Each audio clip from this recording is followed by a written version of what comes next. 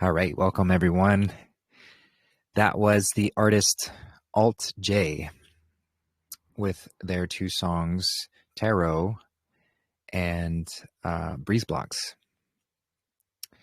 So let's take a look at the lyrics here. So the song, so first looking at just their name, the artist name. So Alt J, and what they reference is that they're alluding to on a Mac computer, hitting the keys Alt and J creates a delta symbol. So the change, the winds of change. So that's certainly, I'm sure, a layer to why they chose that. But we can also consider the Alt J as in the the J is now regarded as like Jesus' name, but there was no J at the time. His name was not actually Jesus. So it could be alluding to that as well, because their lyrics are very, there's a lot to unpack, and I probably won't even begin to scratch the surface with them. There's a lot of complexity to them. But I can tell they know what they're talking about. I can tell that they recognize the Christic message and want to bring it forward. So this song specifically, Tarot, is about, or they say it's historically depicting the death of two war photographers, Robert Capa and Gerda Taro. So that's certainly a layer to it, and it's a very beautiful song. But there's more to it, at least as far as I see. It's like this is the part of the process of coming to terms with death and mortality, and and this is sort of like part of the soul's journey of remembrance in this physical experience. So looking at the lyrics, Indochina, Copper jumps Jeep. So that's the photographer. 2 feet creep up the road to photo to record meat lumps in war. So just sort of degrading the war madness, meat lumps in war. They advance as does his chance. Oh, very, very yellow white flash. A violent rich grips mass. Rips light, tears limbs like rags, bursts so high, finally Kappa lands. Mine is a watery pit. Painless with immense distance. From medic, from colleague, friend, enemy, foe, him 5 yards from his leg. From you, Tarot, oh. So, I don't know all the details of their deaths, but it looks like it was a stepped on a mine and destruction like that. And then it continues, do not spray into eyes. I have sprayed you into my eyes. I'm not 100% sure what they're alluding to here. Do not spray into eyes. Could be literally like spraying like the blood of somebody being blown up. Do not spray into eyes. I have sprayed you into my eyes. But of course, we could look at deeper at potentially meaning like I have sprayed you into my eyes. Like of course, it's referencing the physical violence here. But if we look at the alluding to like the blood of Christ, I have sprayed you into my eyes. And again, just to make clear, I'm not validating the religious perspective around the blood of Christ, but it's a symbol for that life essence that flows through all of us. We are all have the blood of Christ in us because we are all children of the Christ. 3:10 p.m. Kappa pins death, quivers, last rattles, last chokes, all colors and cares glazed to gray, shriveled and stricken to dots. The left hand grasped what the body grasps not. Le photographer est mort. The photographer is dead. 3.1415, which is pi, alive no longer, my armor. Fated for home, May of 54. In Gematria, 54 is love. But it could also be the year. Doors open like arms, my love. So maybe, again, referencing that. Painless with great closeness. To Kappa, Kappa, dark after nothing. Reunited with his leg, and with you, Tara O. Tara O, do not spray into eyes. I have sprayed you into my eyes. Hey, Taro. So there's not like there could be a whole lot more to unpack from these lyrics, but even just the surface level of relaying the deaths of these two, and singing about that in this very poetic way, this still represents the death, the sort of initiatory stage of the evolutionary cycle of us going through the process. So we could look at it that way. I mean, I picked all the songs from the same album. I like this album quite a bit. But this one stood out to me just for really more its beauty to share. So anyway, that's that one, Tarot. And then the next one is called Breeze Blocks. This one is about the egoic confrontation, the shadow dissolution. So just going through it. She may contain the urge to run away. So when we're in an egoic state, when that is running our show, then we are in fear. And so we'll run from anything that the divine is bringing us to terms with. We run from the mirror. We run from anything that's exposing ourselves. So she may contain the urge to run away, but hold her down with soggy clothes and breeze blocks.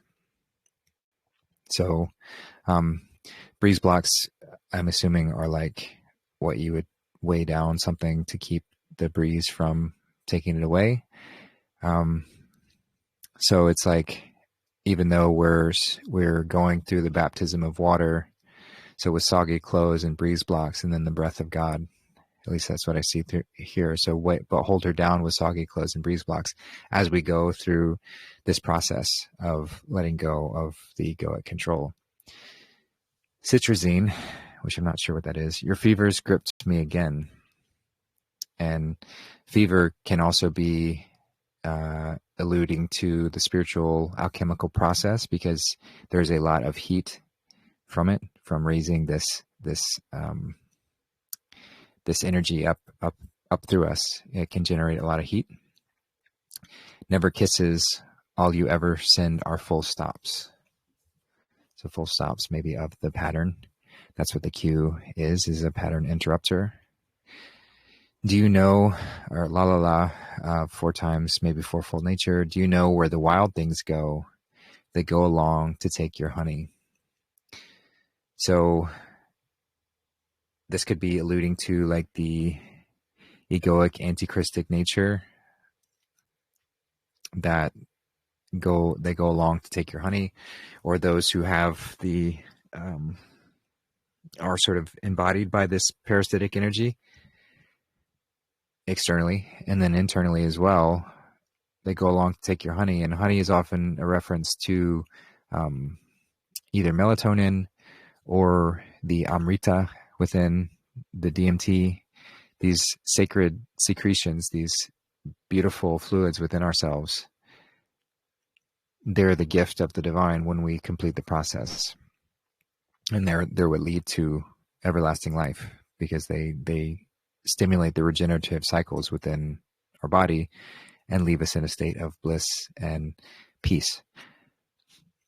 So they go along to take your honey, as in when we are not holding our ego down with soggy clothes and breeze blocks, then the wild things go along to take your honey. At least that's how I read it. Break down, now weep. So the eucatastrophe coming down to the bottom. Build up breakfast, now let's eat. So that's moving down from the bottom up to the next. So the bottom chakra, the base, and then build up. So we're going up, breakfast, now let's eat. So that would be perhaps alluding to the sacral or the solar plexus. And then my love, my love, my love, my love, my love, love, love. So again, the 4 pattern sort of shows up. Muscle to muscle and toe to toe. So the fabric of our physical being, but also the recognition of physicality. The fear has gripped me, but here I go. So this is that sort of triumphant, readiness to say, I'm ready to step into this next phase. My heart sinks as I jump up. I jump up, jump out, the leap of faith. Your hand grips hand as my eyes shut. So your hand grips hand as my eyes shut. So the divine, that's the faith. We grip the divine's hand. Do you know where the wild things go? They go along to take your honey, take our honey. Is that what it said? Oh, take your and then take our. So just adding emphasis to that. Break down, now sleep. Build up breakfast, let's eat. So repeating there. She bruises, coughs, she splutters, pistol shots. So as we're wrestling with the ego, then she splutters, pistol shots. It can be that's why it's often described as a battle. Not that we need to view our ego as the enemy, but when it is control, it can become the enemy. So that's why it's important to, if it has taken over, that we wrestle it back into submission. And it's designed to be that way so that it trains us, so that we're worthy of spiritual evolution. It's not, with great power comes great responsibility. That power that is gained through this process is not just idly given to those who are weak. We have to be strong. And to prove that strength, it's not just through words or anything. It's an internal process that can't be bypassed. And if we don't acknowledge it, then the ego kicks our ass until we're ready. So again, hold her down with soggy clothes and breeze blocks. She's morphine, queen of my vaccine, my love, love, love. So the dualistic nature of this physical experience and what the divine feminine essence sort of represents, it's the moon. So it's both faces of the moon. It's it's both the pure, compassionate, loving, creative, magical essence, but it's also the destructive, tempting, chaotic essence as well. She is both. So she is morphine, queen of my vaccine, the temptation to fall into that. And then it repeats, the fears gripped me, but here I go. My heart sinks as I jump up. Your hand grips hand as my eyes shut. She may contain the urge to run away, but hold her down with soggy clothes and breeze blocks. Germaline, disinfect the scene. Please don't go. I love you so, my lovely. So this might be the ego calling out to us because we're stepping away. We're going through that death. It's never an easy process, especially for first few times we do it, or whenever we get really stuck. It can be very challenging. So that could be the ego's call to us, or it could be our call to the ego of still like trying to hold on to that attachment, the old identity, the old persona that's no longer serving us. So please don't go, please don't go. I love you so, I love you so. And then it repeats. And then it gets to please break my heart. It's like kind of the commitment to that process, which is a death, and it's a death of a version of self, a version of relationship with self. So it repeats, please break my heart, please don't go, I'll eat you whole. So maybe this is, the ego stating this to to us that if we fall back in, it's sort of revealing its hidden intention, I'll eat you whole. Or it could be, again, us speaking to the ego, I'll eat you whole as an integration. So either way, you could look at that. So yeah, just repeats from there, just to sort of emphasize that message. And yeah, that's that song. So, so it's just revealing that part of the process. The purification through seeing the shadow in ourselves, confronting the attachments that prevent transformation. So anyway, that's Alt J with Breeze Blocks and Tarot. So thanks for listening there and enjoying another artist that I've known for a while. Always enjoyed them, but I will say I haven't approached them until now because there's a lot to unpack in the lyrics and trying to figure out what sort of cryptic meaning they put in them is a challenge, but that's my best take on these two. So yeah, welcome to the show today. Welcome to another Quest-i-on, the quest to illuminate the single eye, the quest I'm on. So thanks for being here on this Thursday, October 9th, 2025, as some call it.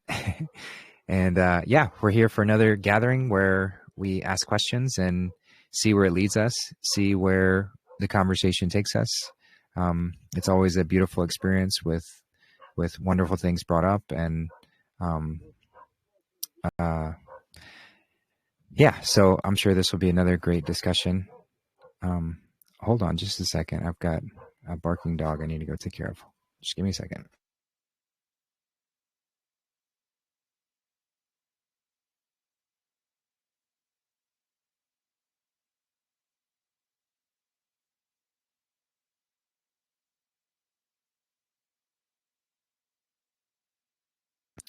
Sorry about that. That was very distracting. So if this is your first time joining or just want a reminder, then if at any point you have a question or a topic or anything that's on your mind, everything is welcome. So if you'd like to speak up, if you'd like to add anything into the mix, just feel free to raise your hand and I'll open up your mic and call on you when there's an opportune moment. And if your mic is already open, then just wait for a quiet pause and jump in. There's no fight to speak here. It's an easy pace. And if you have a hard time jumping in, just toggle your mic button on and off, and I'll do my best to see that and call on you. So and you're always welcome to send me questions throughout the week or at any time, whether that's direct message or in a comment, any which way. I try to do my best to record those, and I'll go over those questions as well. However, I do love to give priority to those who are here live on the call. It's just, it's more fun to kind of engage and have a back and forth. So if you are here and you have a question, please don't hesitate. But I do have those to go back on. And if you're unable to make the live show, feel free to send me questions that way and I'll get to them at some point. Just to give some announcements. So I just want everyone to know that it's likely this will be that I will not be doing a Quest-i-on next week. If I do, it will be at a different time, different day and time. And the schedule might be shifting a little bit for me, at least for the next few weeks, to do these shows. And I kind of have to play it by ear. So I gave an announcement last week that I'm going down to Virginia Beach to help Peacemaker Aldo run for sheriff. And I've just absolutely loved getting to know him better and just seeing like how committed he is to standing up for what's right and doing it in peaceful ways, but not standing down in the face of bullies, which he's been subject to quite a lot. So at the end of next week, I will be going down to Virginia Beach, and but also on next Thursday, I will be unavailable during that time. So we're probably going to shift the shows at least for the next few weeks or so. I'm not sure exactly how that's going to look, so just stay tuned for an announcement on that. And on that note, if anyone is in the Virginia Beach area or wants to travel, we especially need help, volunteer help, on November 4th, on Election Day. There's going to be over 100 voting stations, and we're hoping to have coverage at as many as possible.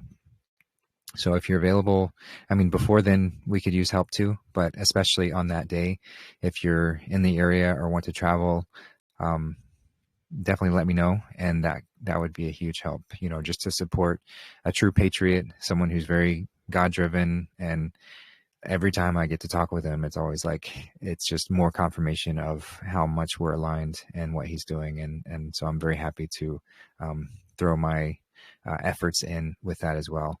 So yeah, so keep that in mind for November 4th, if you'd like to come. If you,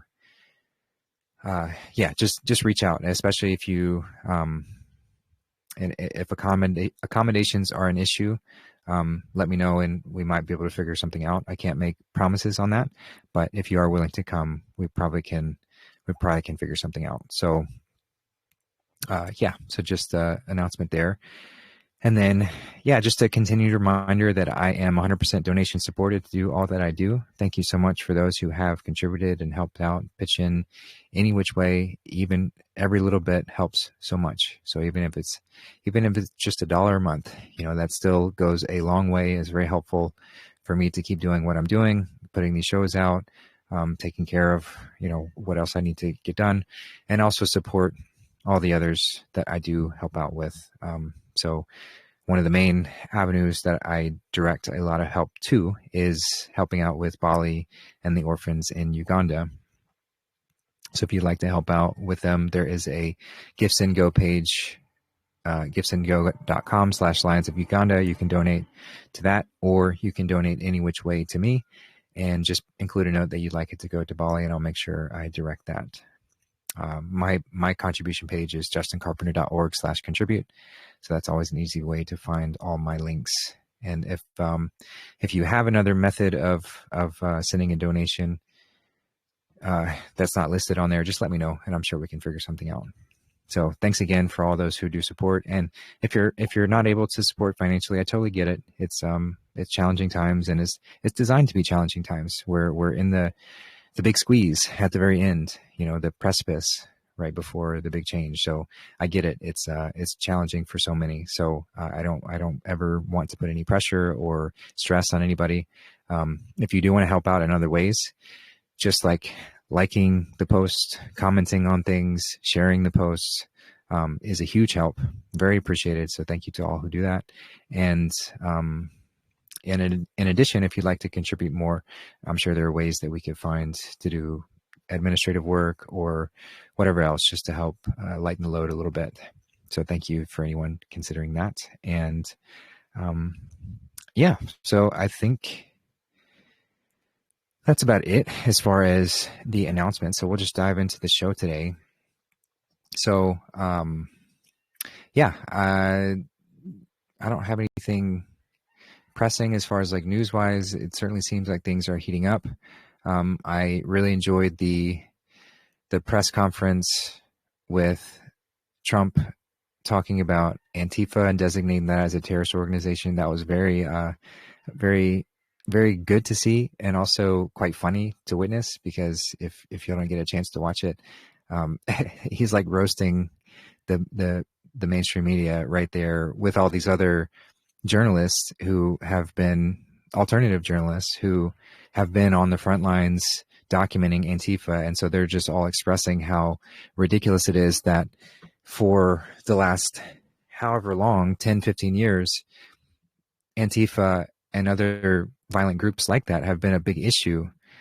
And the mainstream media and many elected officials don't even acknowledge their existence, while their cities are burning and things are happening and people are getting mugged and murdered and all sorts of things. So it was a it was great to watch for that. And then just just Trump asking the alternative journalists, like, who's the worst media company?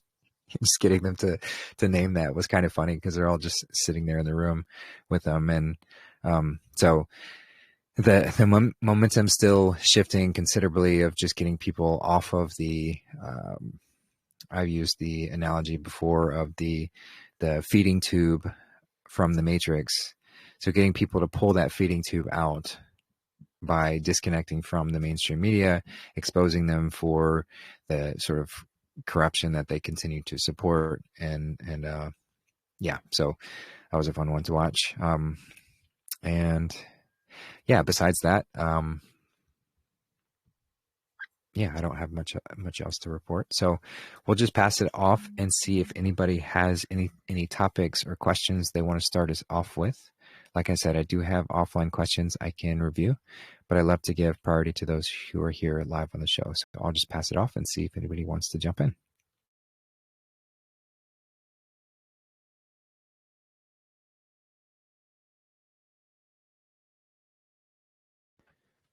All right. Well, we'll go over an offline question.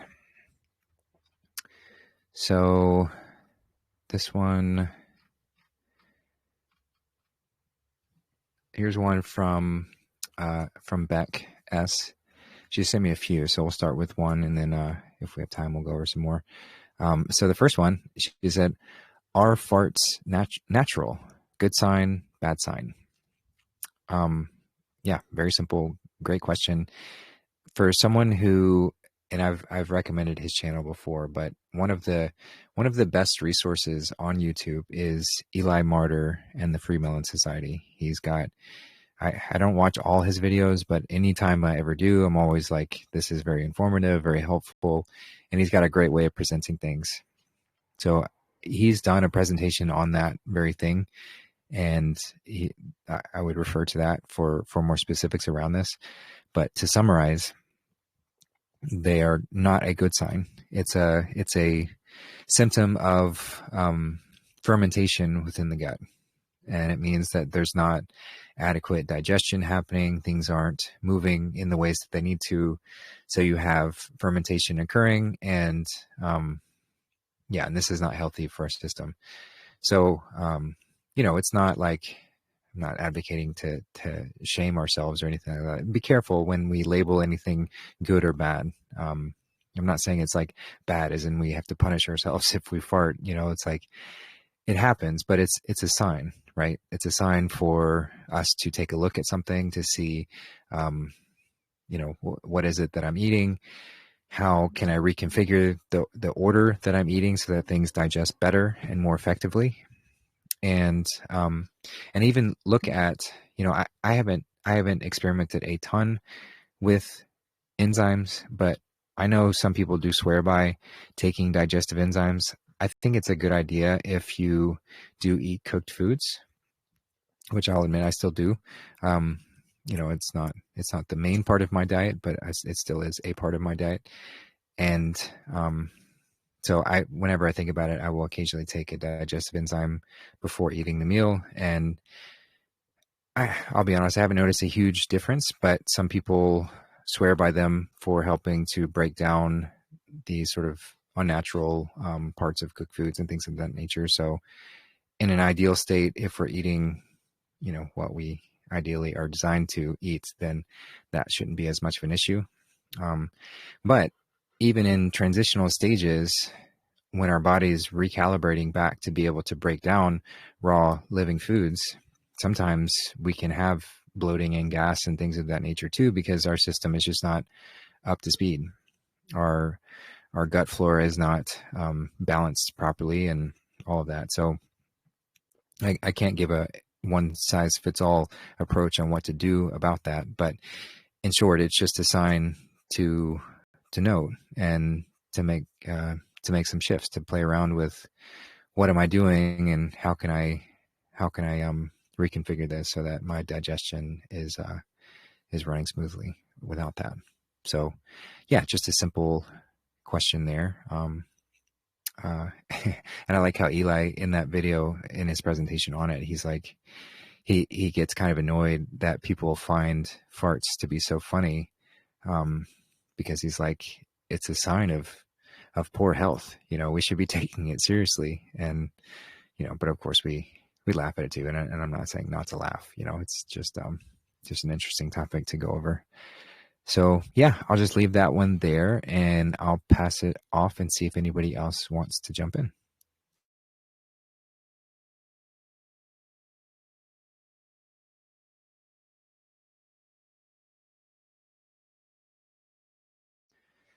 All right.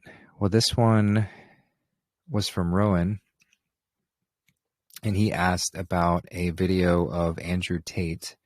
And in the video, Andrew Tate was saying, beware of frugal people, and sort of goes on about how people who have money but are frugal with it are, in his experience, often like not good people. And so Rowan asked for my thoughts on that. I'll just say generally, I don't really like Andrew Tate. I think he's, he's like what, he's the response to feminism. Feminism is horribly swinging off balance one direction, which I don't agree with at all. And then Andrew Tate comes in with horribly swinging off balance in the other direction, which I don't like or agree with at all. So yeah, if you don't know him, you don't really need to. He's kind of a, the way he presents and talks about things, he's kind of a, for lack of a better term, he's kind of a douchebag. And he talks pretty poorly about women. Yeah. And lots of things. So I don't really agree with him in general. And I don't really agree with that perspective. I think it could be within people who are wealthy who choose to just hoard, because that was kind of what he was saying, is like, if someone's wealthy and they're just choosing to hoard their money, that could be a sign of something troubling. So on that one perspective, I can agree that it might be a sign, but to just generally say, beware frugal people, that's not, that doesn't seem very fair or accurate for a general basis. So, yeah, I mean, if someone is wealthy and sort of hoarding their wealth for whatever reason, then that's just an exposure of a very greedy and yeah, that could be a symptom that they're maybe not a very good person. He was saying he was sort of doing it to justify his lavish lifestyle of, having the bling and the cars and the women and, all that. And it's like, that's also a symptom of maybe not a very good person either. So balance is key, just like with everything, balance is key. So yeah, I will just leave that there, and again, pass it off and see if anybody else wants to jump in.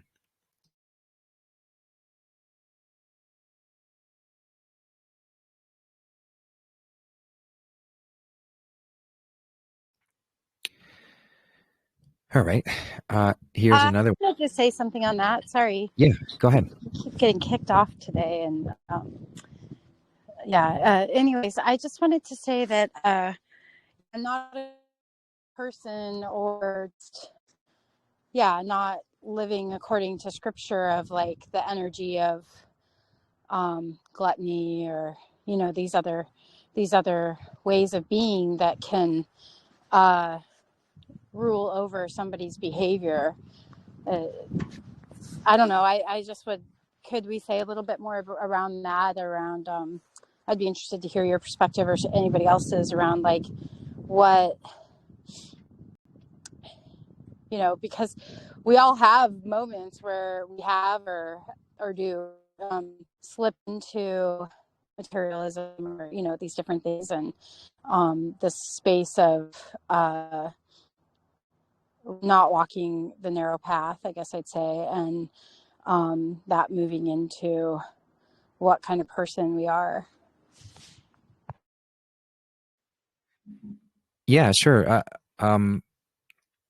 Do you mind just expanding a little bit on or clarifying? I'm not quite sure I follow what to speak further on. So yeah, I could use some help there.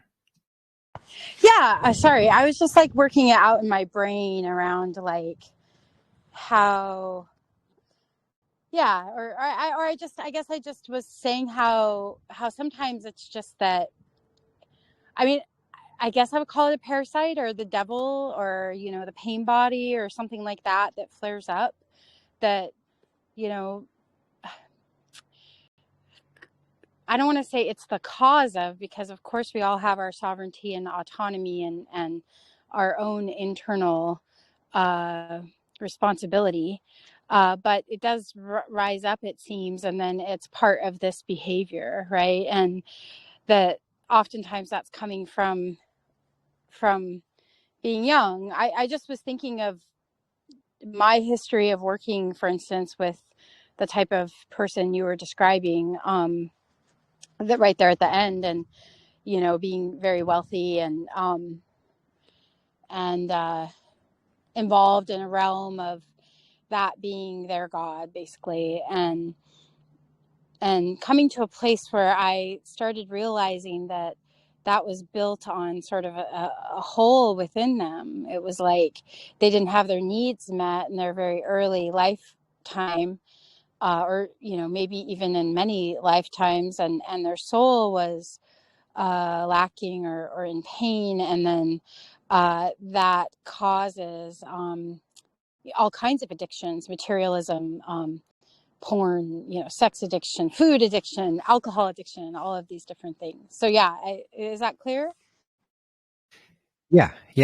Okay, so shifting the topic, the initial question was around being aware of frugal people, and if that's an issue, and then I sort of expanded on it there, and so now it's like the general vacancy that we get from trying to fulfill our desires with purely external and physical things, which is the product of there's only two ways that we can really go in this experience, and really there's only one, and it's just that we can delay until we get there. But there is the way, which is the way that all Christic beings, ascended masters, taught to walk in alignment, to recognize the self as part of the all, and there's no distinguishment, there's no separation. So everything that I do is in service to both my individualized reflection, but also the totality of everything, because it's all me too. You know, it's all you, it's all we. So that's the Christic way, is this recognition.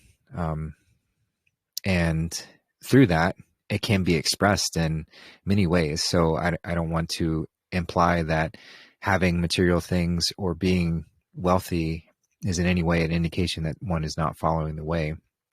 I hope that we can move towards a space where those who are following the way are extremely wealthy, because that's just more of an avenue to enact on that. But given the other way, if we want to call it that, and like I said, it's not really another way, it's just a delay until we find that way. So if we want to walk down the winding path of falling and stubbing your toes and going through various lessons in that way, we can. And eventually we get back to the way after however many years or lifetimes we need to realign, to reconfigure. So as far as that vacancy that's felt when we start to step away from the way, it's like if we're drawn away from the way with temptations of the flesh, which is really anything external. And so that could show up as a pursuit of money or power through domination. That could be, as you mentioned, pornography or sex or anything that's physical outside of us, if that desire overrides the Christic way of knowing that I'm connected to the all, and so I'm dedicating myself in service to creation, with myself included. So that's what I'm saying. There's nothing wrong with having material wealth, because we include ourselves in the equation in order to expand and be able to serve in even greater ways. But if my pursuit is purely for the external things, then I'm letting the ego, or in some contexts it's called the demiurge, or it doesn't really matter what we call it. It's the anti self, the anti-Christ, the opposite force that's really only there as a training, contrasting element. It's training us to learn what not to do. What does it feel like to slip further into separation, experience that, even the pain and suffering that comes with that, so that I can deepen my connection with self and love. So it has great purpose. But if we become intoxicated by this egoic sense of self that's drawing us into the physical pleasures, then that can manifest in really infinite number of ways. But it's the sign is always the same. It's like whatever it is, as you mentioned, their God. So that's why idolatry. Go ahead.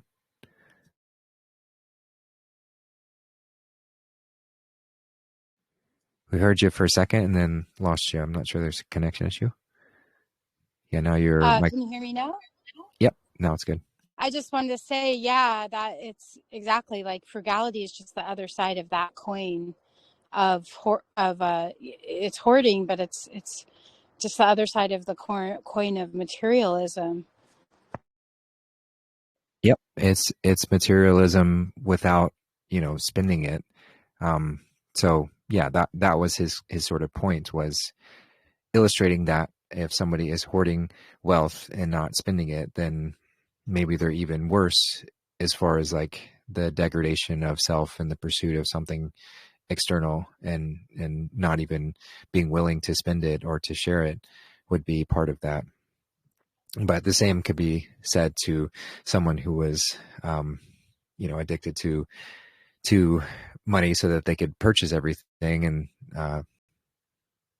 and still just hoard that. So it's really sort of picking apart, like we can pick apart those categories all day long, but it's still fabric from the same cloth. It's the other way. It's the anti way of putting something besides the love of all, is self included.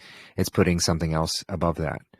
And that's why idolatry is spoken against, because if anything stands in between us, even if it's our idea of this imaginary figure, because his name wasn't Jesus, as a savior, even if that's our false idol, it's still a false idol, because it's something outside of us that has been told to us by whatever to lead us away from that true source within.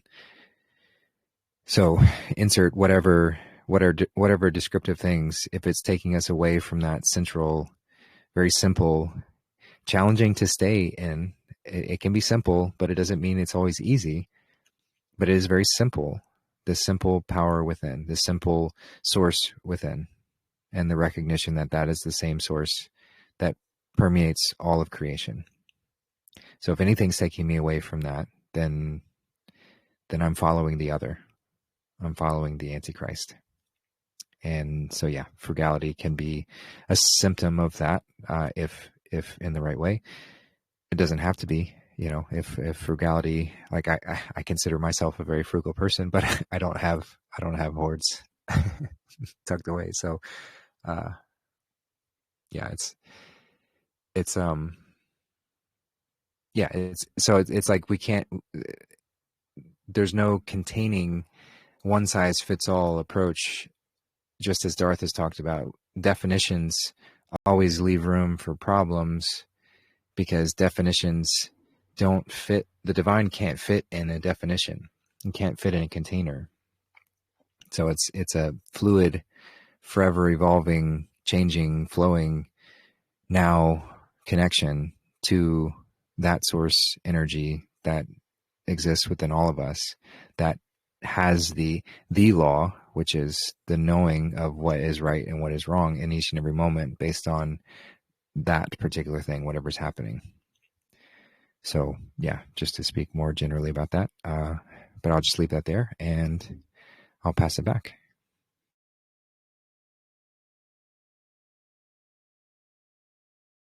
Yeah, thanks for talking about that a little more. It was just interesting to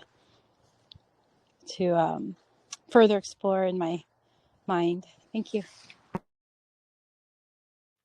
Yeah, you're welcome. Anybody else got a topic or thing to jump in with? Feel free.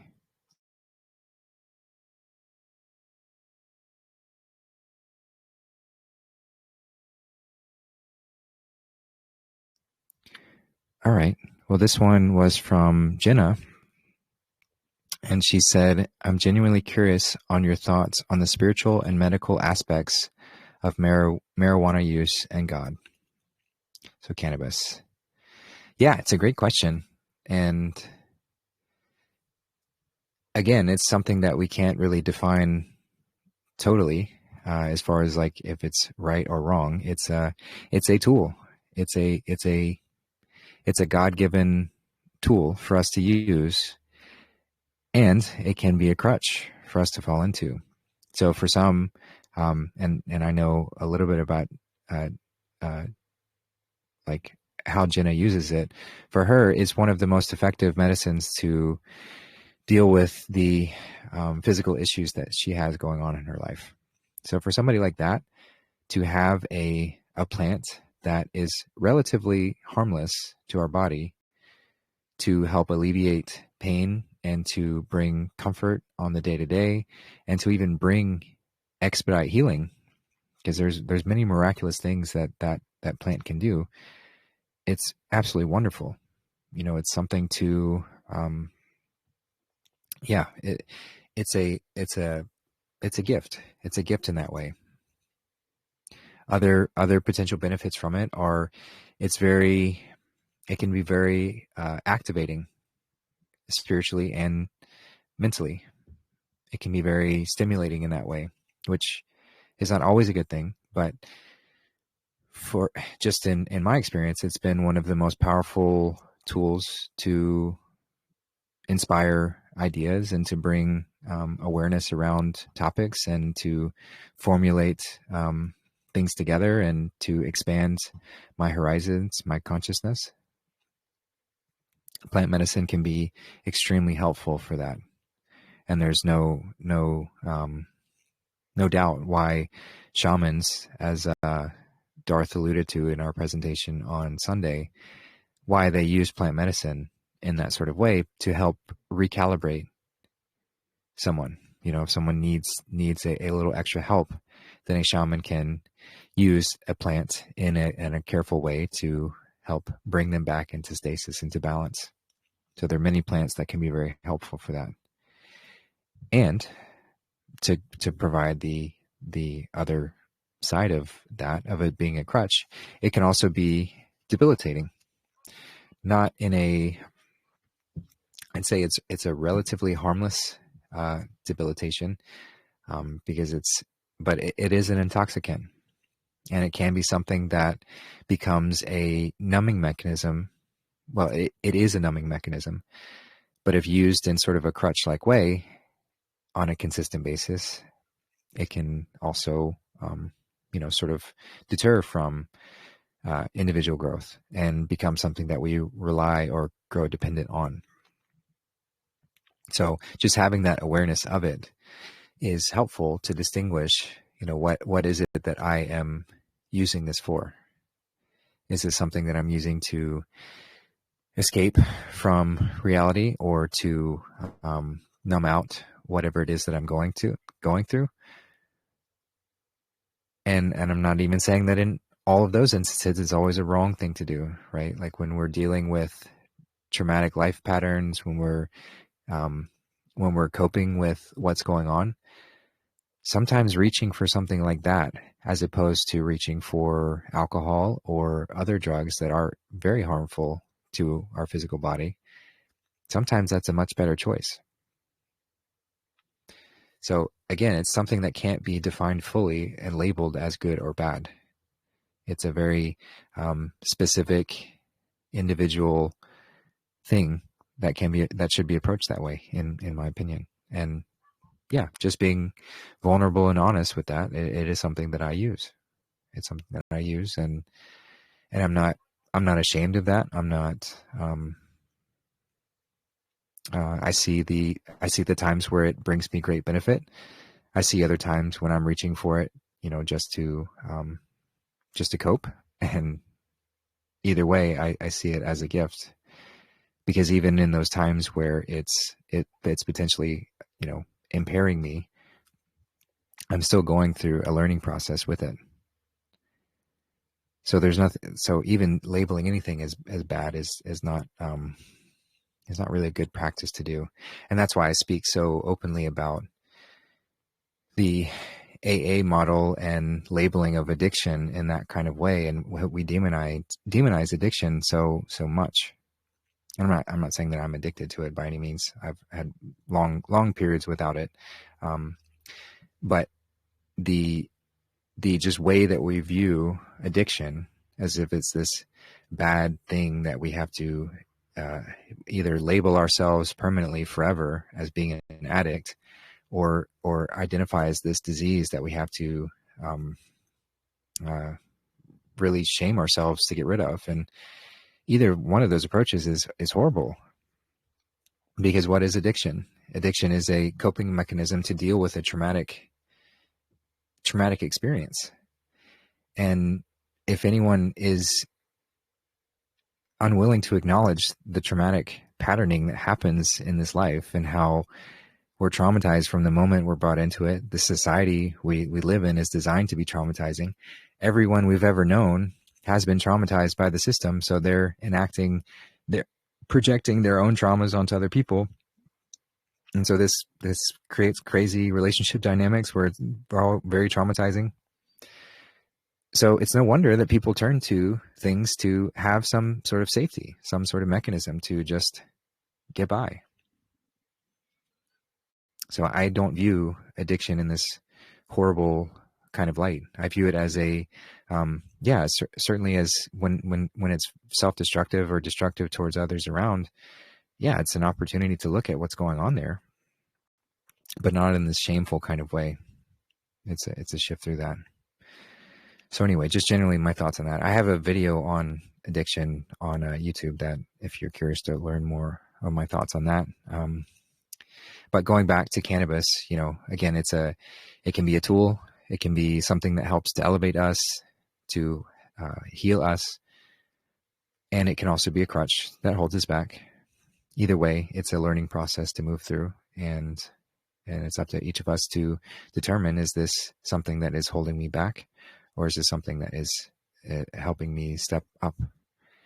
And that's individual, so I don't advocate anyone to shame anybody else for any patterns that we use, or any tools that we use, any which way. It's all up to each of us to determine what is right for us in each and every moment, and to move through that in the ways that we do. So yeah, that's my take there on cannabis, and I will just leave that there and pass it off to whomever else would like to jump in.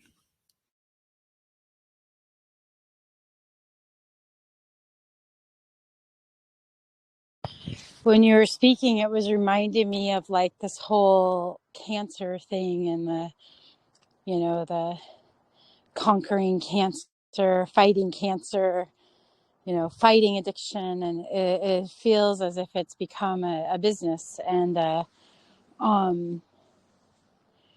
just like a parody of itself. And yeah, with addiction, it feels like that too. It's of course there's meant to be this balance, and that would be the ideal within somebody, to not need to numb or, you know, move into that place, as I was talking about earlier, with like filling the black hole, right?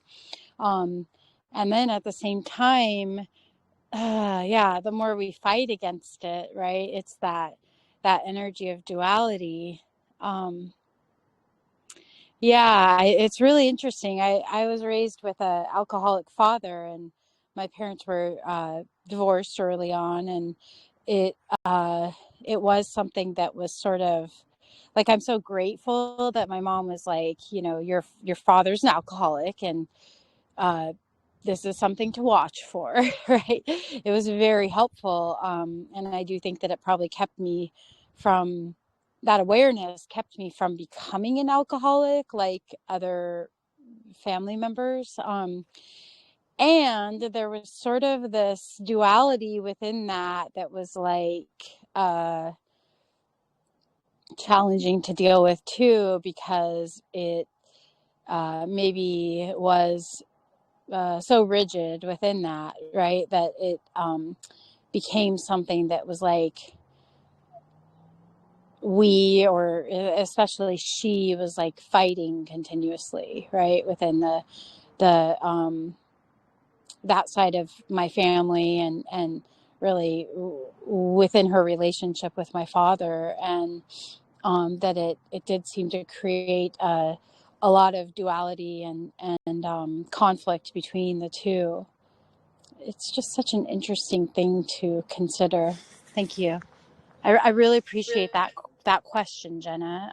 Even though I'm talking about alcoholism, and you know, certainly it's come up in my life around many different drugs. And I love Gabor Mate when he speaks about addiction, and how he was so on his mighty high horse around not being addicted to things. And he was a therapist in Canada who worked with those that were drug addicted with you know, really extreme drugs, like I guess crack and heroin and things like that. And he was very sure of himself, but he showed such humility when he, or to me, what really brought me to his teachings and kept me there and learning with him, was that when he really could own that he realized he was addicted to classical music and the ways that he was spending his money and his time, and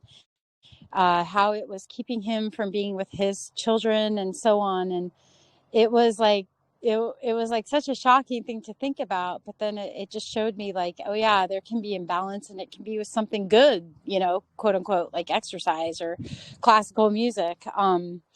Yeah, to really, to look at it in such a different way, it was really, really a gift. So if anyone has never seen his work, he has a number of books, and to bring it full circle, he actually now teaches mostly from the realm of being aware of uh, what's called attachment theory, or in this circle we like to call it connection theory, but really working around that, because what he was seeing was that this quote unquote addiction or need to fill something with a whole often had to do with those first seminal years in utero till about 3, of how our brain patterned around that, and what we perceived that we needed, because those early needs weren't met by our primary caregivers. And shockingly, even if they were met, that now a lot of research shows that that patterning is actually, that neurological patterning is actually laid by what we see within our primary caregivers between them. So, you know, you can be, well, I'll speak for myself. I can be a mom who's breastfed my son and hasn't circumcised him and didn't get him vaccinated and has been there for him and didn't do cry it out. But he actually was laying the neurology for what he was seeing between myself and his father, who were not in good relationship, and really dealing with a lot of struggle between us. So it's so fascinating. Gabor Mate, Mate. He has a ton of YouTube, and it's been really interesting to see him kind of come full circle and go back to that very early age. And, you know, people can say, like, a lot of people, when I talk to them about this, they're like, well, what's done is done. Like, I can't do anything about that. And it's like, no, there's so much space where you can. You can work with an attachment theory therapist. You can learn about these things. You can start to build in coping mechanisms with yourself, and then I'll ask, you know, for your needs to be met with the people that are in your life as you heal this, and really get an experience and build a life that is around secure attachment. And secure attachment is such a beautiful space. It's a regulated nervous system. It's a place where you're safe to ask for what you need, and also to have conflict, which is so funny. It doesn't mean things are going to be perfect. It means that when there's conflict, that those parties come together and you know, work with it, not work it out so that it's perfect, but work it out in the sense that, like, they bring themselves to the table again and again. It's just such a beautiful space to experience, and it can't be changed. It's not just like, oh well, that's it, you know, oh well. No, you could be 90 and work with your understanding of secure attachment and figuring out how to find that within your life. Yeah, thanks for that, Lila. Yeah, it is. It's a fascinating topic. Just going back to the conversation around fighting it, you know, like there are times where, you know, just thinking of just sort of expanding on that. Like, does it mean that we should never fight something, fight? You know, that's like the immediate action to stop maybe harm from being caused. So that to me is like the divine example of fighting. When there's immediate harm being caused, then yes, we take abrupt, immediate actions to stop that. But that has to be put away very, very rapidly as well. As rapidly as we take out the fight, it also needs to be put away. And because the only true solution through that is the transmutation. So so for on the addictive aspect, like what led me here, what brought me to this space, where did I absorb this pattern, and how can I transmute that? How can I shift that? And it might even look like shifting that from one sort of addictive pattern to a less debilitating one, so that I can keep weaning myself off of it, working through it. But that process is so much, it's not very successful if we just view it as a fight all the way. You know, then it creates that swing effect. And I'm sure we can all relate, as we've gone through various stages of our diet change, moving through certain layers of comfort foods that we considered and really liked for however long. And then if we fight ourselves and force ourselves to avoid those things without truly being ready for that, then that can create a swing back into binge eating. So the true transmutational process has to be acknowledged and in the pace that it needs to go. And so it's the same way with any addiction, really. So that's a great point to draw upon. And then, just speaking about the attachment theory, and if anyone wants to hear a great show that Lila and I did years ago at this point, you can find that on my site. I prefer saying secure connection versus secure attachment, but yes, the secure connection versus insecure attachment styles, and how that shows up, the ways that these four sort of categories show up in life, and how that can really affect so much within our relationships. And once we recognize the pattern of either how I'm showing up or how others in my life are showing up, it just helps us to work through it. not to label it or judge it or anything, but just to work through those things. But if we don't even see it, if we're not even aware of it, then it's much more challenging. So I really enjoyed I really enjoyed that show and those teachings on that subject. So I'd highly recommend anybody taking a look. And yeah, I saw Jill raised your hand. So we'll go with Jill and then we'll go with Sunshine. So go ahead, Jill. Hi, everyone. I don't believe that I listened to that show. I'm definitely going to look into that for sure. It sounds great. About the cannabis, two things actually.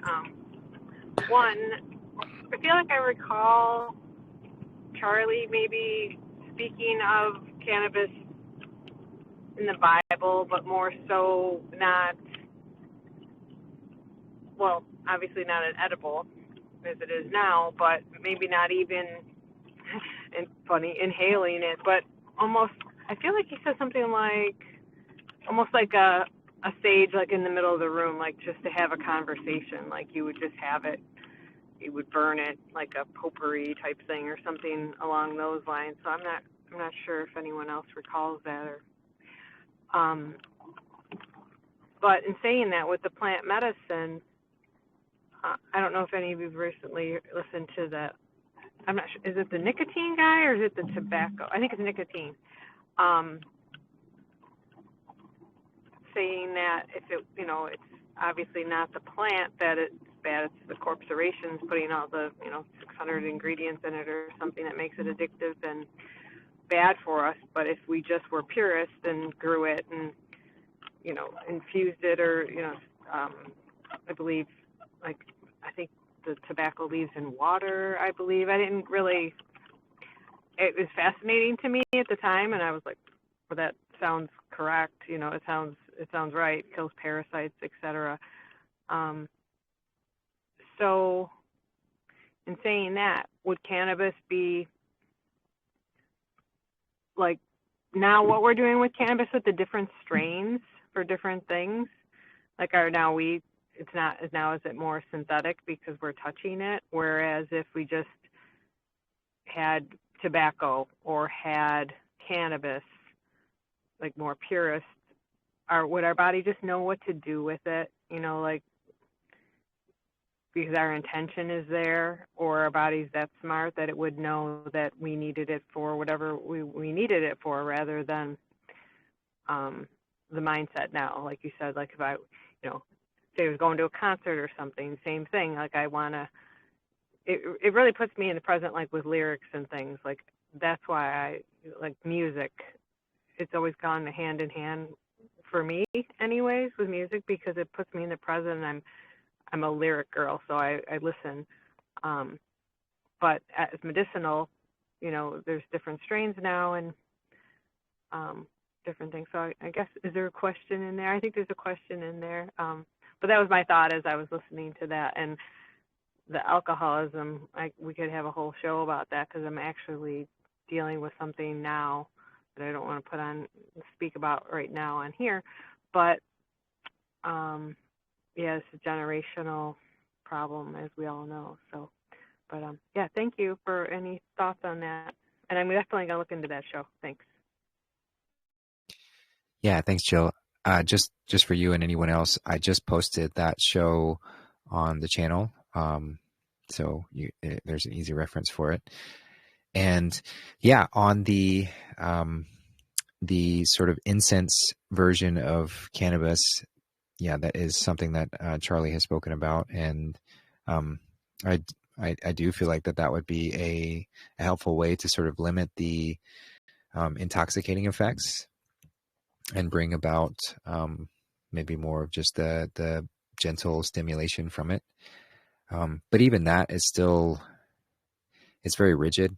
It's like defining anything as good or bad, or doing it this way is good and bad.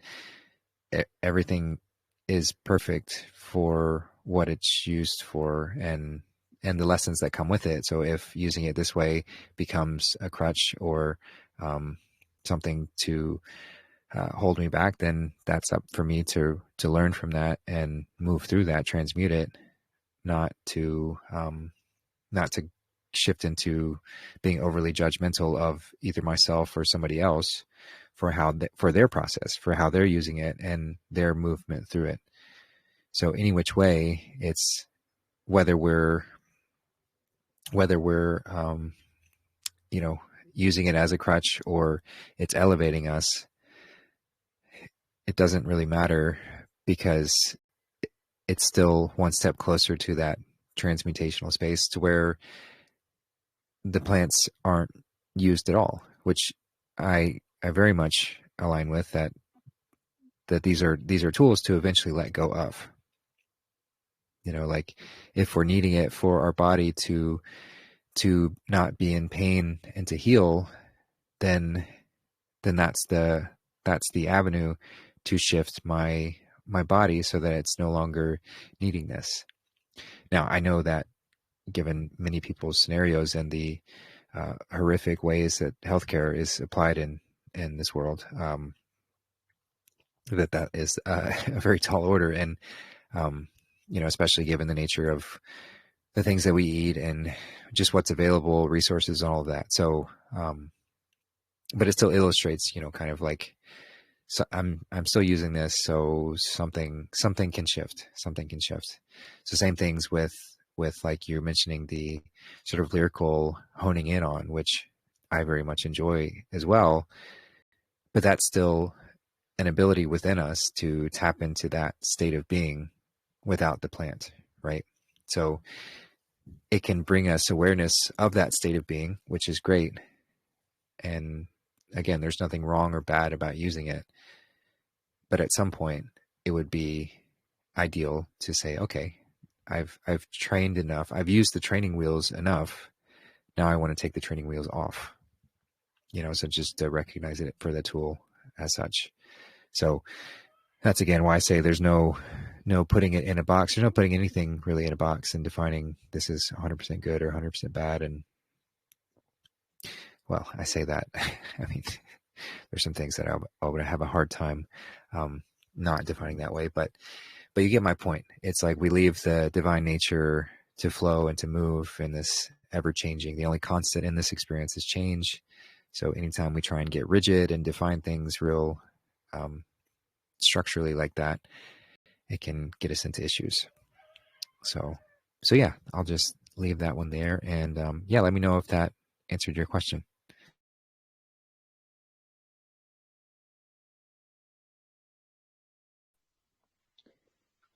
Yes, it did actually, and I was going to ask. I didn't get a chance. I was going to ask Chat GPT if it was mentioned in the Bible, or if it's even named cannabis. But it just makes you wonder, what are those plants here for? If they grow naturally, they're for us. It's probably like every other plant, but yeah, while you're looking at that, like, what about the cannabinoid system in our body, right? Like, it's very fascinating. Yep, exactly. And you mentioned the sort of awareness of the plant itself. It has a very adaptogenic nature, as in when we consume it, it's able to like merge with our system and help boost our body to take care of whatever it needs to. It's kind of magical, and that's why there's been such a craze around like CBD and those kind of things, because they do help people a lot. But yeah, to what you were saying, Jill, it certainly has a purpose. I don't think its purpose is for us to use it forever. I mean, and what is forever, right? Like, so to me, the plants are there, all elements of nature. They're just reflections of us. So if we lose our way, or if we need a little boost, if there's something that gives us a reminder of our divine nature, like cannabis, like psilocybin mushrooms, like ayahuasca, like all forms of plant medicine, these sacred reminders to bring us back to realization of self, not necessary to use, but they can be extremely helpful. And that's why there's so much benefit from people going through even clinical structured ways of psychological healing using these,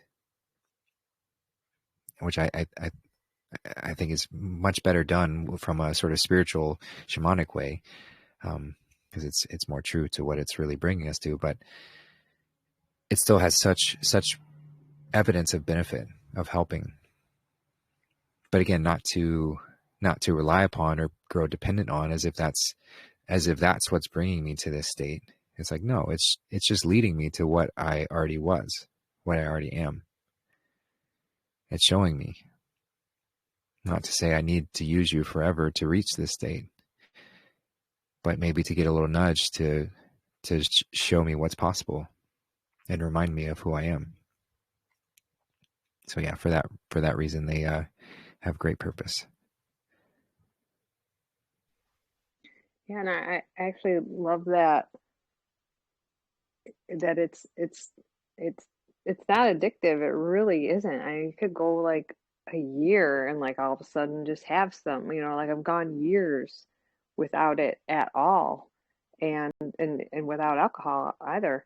And the fact that, of course, the hands of man put things in to make it addictive, or mucking things up as always.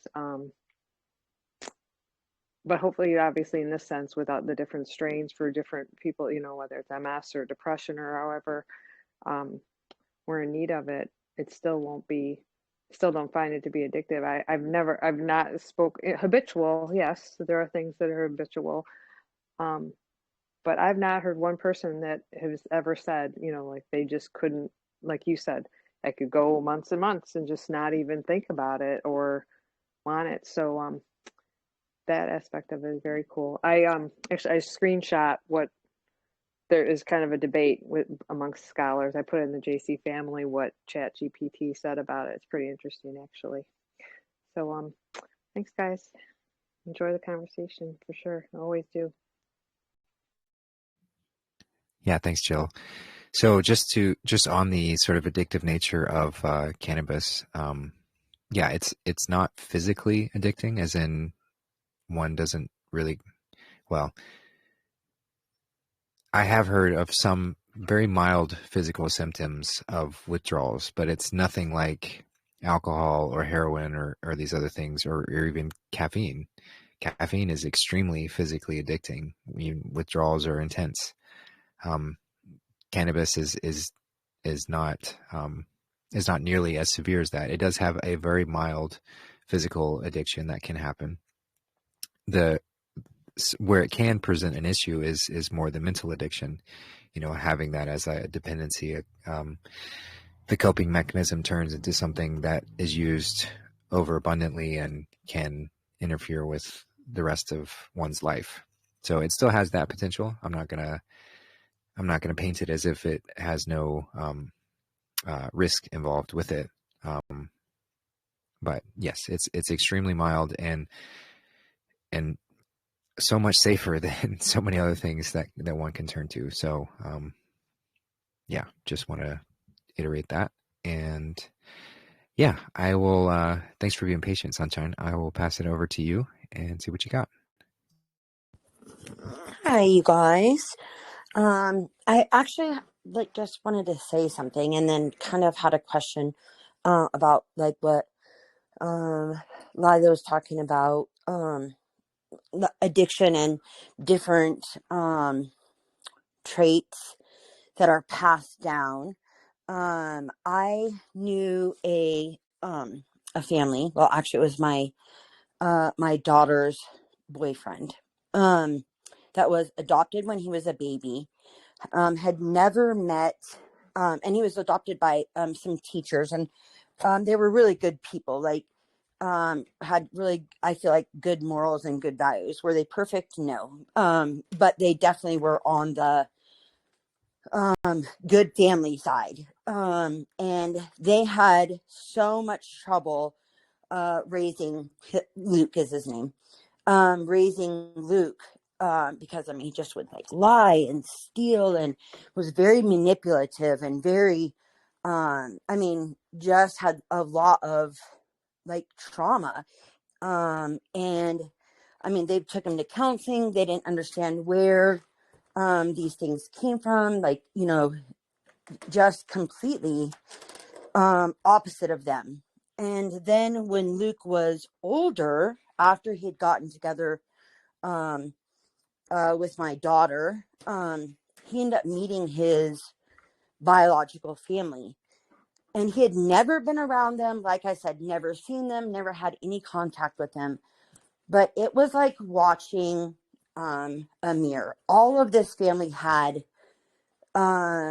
lots and lots of issues. And it was so obvious that that's where he got these problems from. I mean, they had alcohol and addiction problems, and they had been in and out of jail. And so it obviously wasn't his upbringing. So it was something spiritual that was passed down through him, I guess. So my question would be is that I listened to somebody talk about us women giving birth, and since, you know, like the birthing process is pretty much like a portal, that women tend to pass down their, I don't want to, the traits that haven't, like their generational curses, basically they're passing them through their kids. It's definitely something spiritual, and that that's what it means when you, I guess, you know, deep dive into your own, you know, go within and you fix that, you break those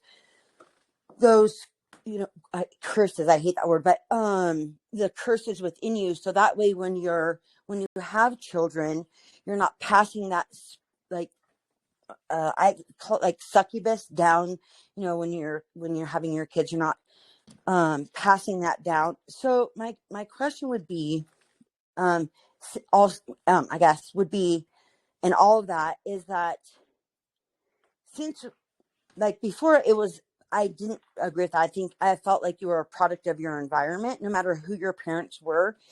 And I just know that I've seen that so differently after I met Luke.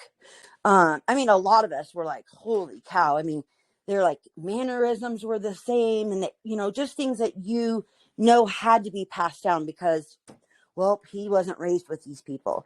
And so my question is, do you think that the food is linked to like stopping those traits? Like, is that the beginning part, and then you work with in after that, or you think it just goes hand in hand? Does that make sense? I hope it made sense. Anyways, yeah, that's my question. Yeah, that's a great question. So, I mean, I would just say it's all the above, right? So we're learning more and more about this, but the DNA structure within us is quite malleable.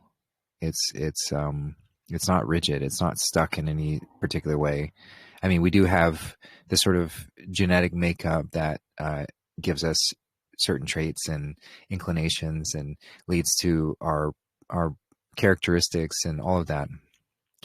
But the formation of it is still malleable after that point, after we're born. And so if you talk about the traumatic instances that happen in our life, that's like it's writing points within our genetic code that can get transferred down, you know. So mothers passing down the trauma that they experience, and that's why people will have phobias that they have no idea where it comes from, but it's most likely, I mean, and this gets even bigger because you talk about like past life experiences and the soul's journey through this, which can lead to stuff as well. But even just physically looking at it from a purely physical transference, having ancestors that maybe had, you know, somebody die from a spider bite, and then this fear gets passed down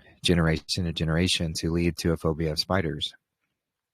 So there's definitely that layer to it. And you said, does it involve the food? Well, the food is going to be, I mean, the ways that we eat are traumatizing our body, whether we realize it or not. It's like we're numbing out in certain ways based on the pleasurable things that we're doing.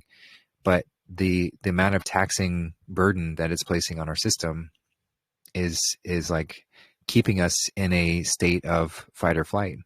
It's keeping that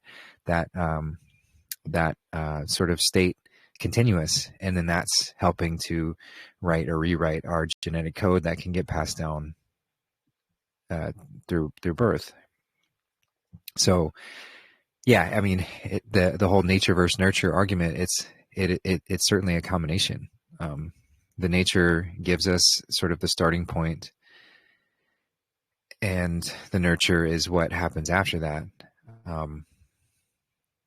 But it's a conversation that will go on forever, because it is both. It's both of them, and they both contribute in different ways. And there's so many factors involved. And like I said, you can look at past life experiences as well. So it's not even tied to physical nature of what's transferred down, but literally what was the soul's imprint carried over from another lifetime, another story, that was chosen to be brought into that new vessel for whatever reason, from that higher perspective. It's like we choose to, at least I like to see it as, we choose the challenges that we're bringing in with us so that we can overcome them. It's like difficulties in a game that we're signing up for. Like, oh yeah, I want to go in with that layer, this past life story, so that I learn to overcome that. And maybe there's not even as much conscious effort in that. It's just a natural unfolding of the flow of consciousness and how it expands in that way. So we can pick apart the certain elements that are easier to see, and the secure connection versus insecure attachment ideology is very, very helpful to see that, to see like the patterning and how it sticks, and in those formative years what remains. But it's even before we're born. It's what kind of trauma was our mother experiencing while we were in the womb. That's very, very imprinting upon us. And even before we're conceived, what was she going through? What was her life like? How was she treating her body? So and then the energetic influence of those around, and the environment, and then everything. So it's it's a very, very comprehensive topic that I don't know in great detail to speak on extensively, but I know it's a topic that could be explored indefinitely, as far as what shows up and how that affects us as we're brought into this. And none of it I want to suggest to encourage like a enabling or a victim mentality, that like, oh, I'm just like that because my parents were like that, or they treated me this way. But to begin to uncover these is how we can rewrite those patterns and stop the cycle, stop the traumatic cycle, stop the give our child the best opportunity, and go easy on yourself through that, because we're coming from a very sort of fucked up reality. So we do our best. We try and make it better than what we came in, and through that process of like, okay, I'm committed to making for my child a better experience than what I got. And if everyone commits to that, then the beautiful evolution just occurs naturally. So yeah, I'll just leave that there. I'm curious if Lila, if you have more to say on that. It seems like a topic you'd know about. I do have another quick question real quick to that also as well. Okay. Yeah, hold the question, and then Lila, go ahead, and then we'll go to your other question. No, I just wanted to, or yes, I should say, I just wanted to say exactly, it's exactly what you said. I really resonate with that, and I'm very, moved by I'm just moved by this whole conversation today. Thank you. Just to have a space where we can talk about like all the nuances and really nerd out on it, because it's not, it's not just black and white. It's a whole conversation. So thanks for that. But no, go ahead, Sunshine. Okay, so I am having some issues. In my family and stuff, and so I've really been like meditating on where this lies and how we're attacked. So when Jesus came and healed, or that says about the 7 demons and blah blah blah, which I think was the 7 chakras, like cleared her chakras so that she could see correctly.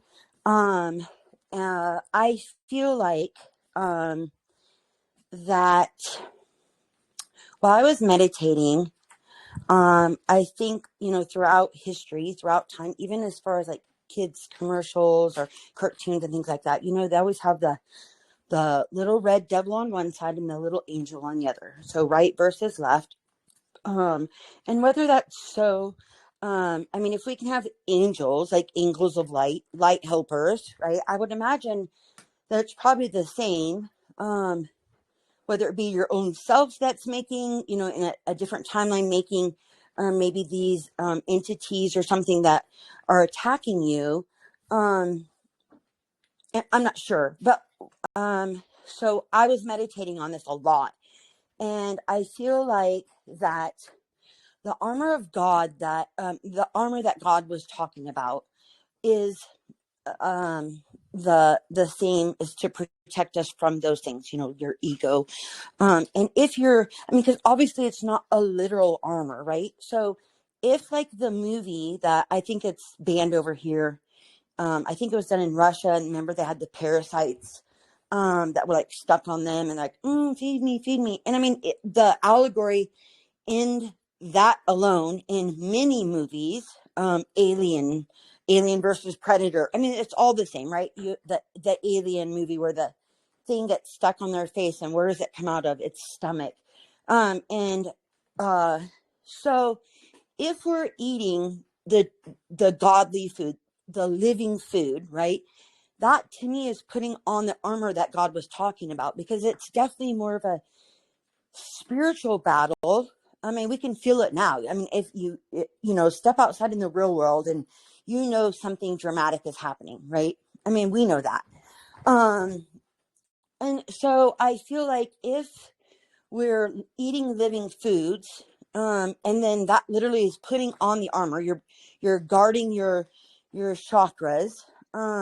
Because I don't know. I just feel like if you're doing that, then all those things that would be attacking you are gonna not be able to do that. And I think that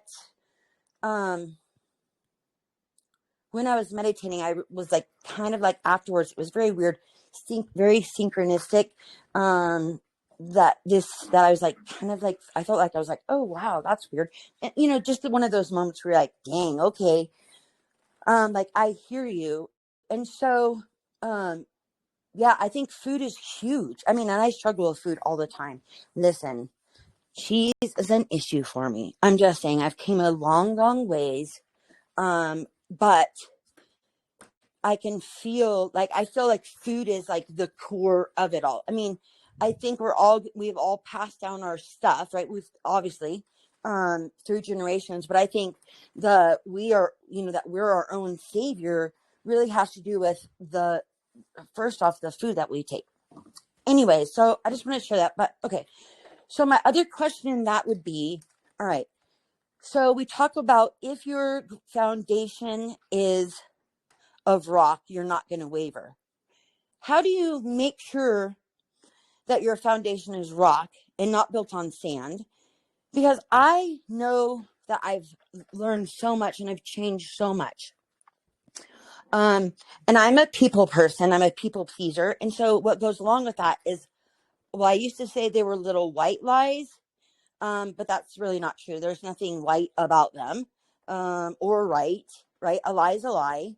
And I know for a long time I really worked on that, being just not, I mean, not just kindly honest, right? And recently, I catching myself just lying, to not hurt somebody's feelings, or because I really don't think it's anybody's business. Instead of just saying that, I'll be kind of do it in a roundabout way, but I know that I wasn't being 100% honest. So I'm like, what the beep? Okay, so obviously my foundation isn't on rock, because I wouldn't be like, getting stuck in the sand in this. I should have already overcome this. So how are you making sure that your foundation is solid and that you're not going to be swept away? Yeah, that's my question. Thanks. Yeah, great question. So I'll first just unpack the whole the food thing. I agree. It is a very important element to building a solid foundation and to protecting ourselves from the influence of demonic thought patterns in ourselves and from others. Certainly very helpful.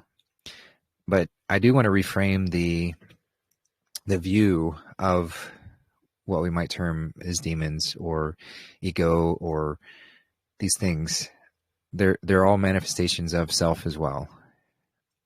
And the divine purpose of them is to provide the contrast, which we learn through very, very effectively. So when we have experiences with demons, demonic thoughts, or manifestations within others, it's there for us still. It's still divinely orchestrated within that. So, and like you said, it encourages us to, it helps to identify areas of weakness within ourselves when we encounter these. So they're giving us a gift in that. So how do you, back to your question of how do you know if you're on that solid foundation? You're only going to know when you encounter a demon and it tries to knock you off. So this can show up if somebody says something hateful to you, if somebody does something any which way, and if we're off-ended, if we're knocked off balance, then that's the gift that demon, that demonic thought is providing. It's giving me that opportunity to see okay, I've got a gap in my armor. My footing wasn't as stable as I thought it was. Because it's just as everything is impossible to define fully from a divine perspective, because the divine is beyond definition. So is this solid rock allegory as well, because the only constant is change. So everything is always going to be changing and moving around us. The situations might be completely different. What might have been staying on that solid foundation in one instance might be stepping into the sand in another instance, depending on what's happening and where we are with it. So having the humility and that's why humility is grounded in humor and the humus layer of the earth. It's a very grounded essence. That's what allows us to keep our footing. So to have humility in all instances means we're willing to reconfigure my position if I've slipped and onto the sand. If I don't have humility, if pride has a hold of me, then I'll keep insisting that I am still on the rock, even though I'm being sunk into quicksand or swept away. So having that humility is key to always reestablish that firm ground whenever I fall off of it. And so you asking that question of looking at that particular instance means that you're humbly searching and wanting, and the divine's going to lead you to what you need. It might not be immediately clear, because that's part of the virtue that we seek in that is the virtue that we embody is the patience. So yeah, the virtues really do a great job of defining what is ultimately indefinable. And the virtues aren't something that we act or pretend, though it can be helpful to at first to kind of watch our thoughts and see if they're aligning with the virtues. But also recognize that the virtues aren't some external state to reach. It's our natural state. All else is unnatural. Any other way is completely outside of who we are. So the virtues would be a representation of when I'm on that solid ground. So you talk about the 7 demons to wrestle with. There's no accident that there's 7 heavenly virtues and 7 deadly sins. And 7 opposite extremes, which I thought is very helpful to have that reference. If anyone wants to go back and look at the Rising out of Mirkwood shows that we did on the virtues, very, very great series. I might even redo them at some point, just because I love the reminder too. So the virtues are a great way to discern where I am. Is my footing on solid ground, or have I veered off balance? And am I fluttering out onto either ends of that, either the deadly sin or the opposite extreme? So with humility as the balance point, pride on one end and self-loathing on the other. If I'm constantly beating myself up, like that's not healthy. I'm stepping off into the sand. But if I'm overly prideful, unwilling to see the reflection happening all around me, and those lovingly holding it up, or even just the experience lovingly holding it up, then I'm also stepping off. So that's the solid rock to stand upon, is that balanced space. And that's why the balance is very hard. It's very challenging to stay there. It's simple, but it's not easy. That's why surfing is a great analogy. And I've never surfed in my life. I've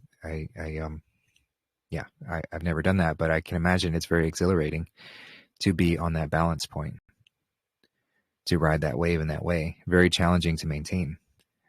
Could easily teeter on either end. And that's sort of representative of what this process is, to stay on the way, to ride the wave, is that balance. So just generally speaking that, and then to specifically more get into the situation around the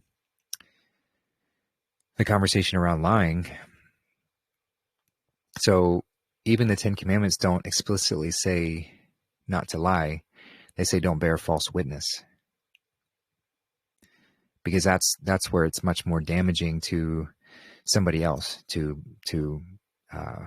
claim that somebody did something that they did not. That's where it can be very harmful.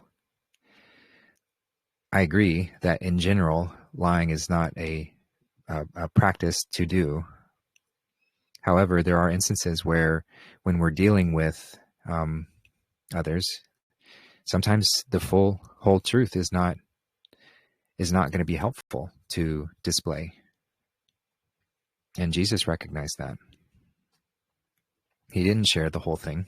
If he was sharing the whole truth, every instance of what we have, even in the less publicized books, there were still moments where it wasn't fully displayed. But just an example, if he was speaking absolute truth, unbridled, unmetered, unfiltered, then when he corrected and said, we don't need the 10 Commandments, we just need 2. And he said, love God with all your heart and love your neighbor as yourself. He broke them down to two. If he was being 100% truthful with what he knew and what he was embodying, he would just say, love God with all your heart and remember you're God. And remember, so is everybody else. Remember, so is everything else. All parts of creation are that. And so are you. So love God with all your heart would be all encompassing and the only one that is truly needed. But of course, he didn't say that because they would have just tried to kill him faster. So we can employ the same practice. Sometimes people aren't ready for the full truth. We might feel an impetus to want to share, but is that wanting to share, is that coming from ego to want to like prove to somebody, to demand that they hear what we found is the truth? Are they ready for us to share that? And I know this is more specific to my human design as a projector. And I still feel it's helpful in many situations for other types as well. But it's definitely very effective for projectors. The strategy around waiting for the invitation. So if a projector does not wait for the invitation, a projector comes across as bossy, as a know-it-all, as pushy, as insert whatever term in that similar fashion. That's the perception that is given off when a projector is not invited.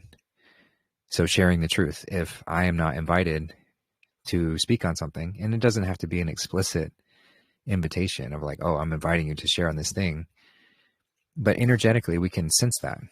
Body language is very easy to distinguish if somebody's truly open to hearing and open to exploring. Somebody asking questions or an invitation. Outside of that, if I blaze forward with an idea or some idea of the truth, it can bite me, and it has. I learned that the hard way many times, well before I learned about human design.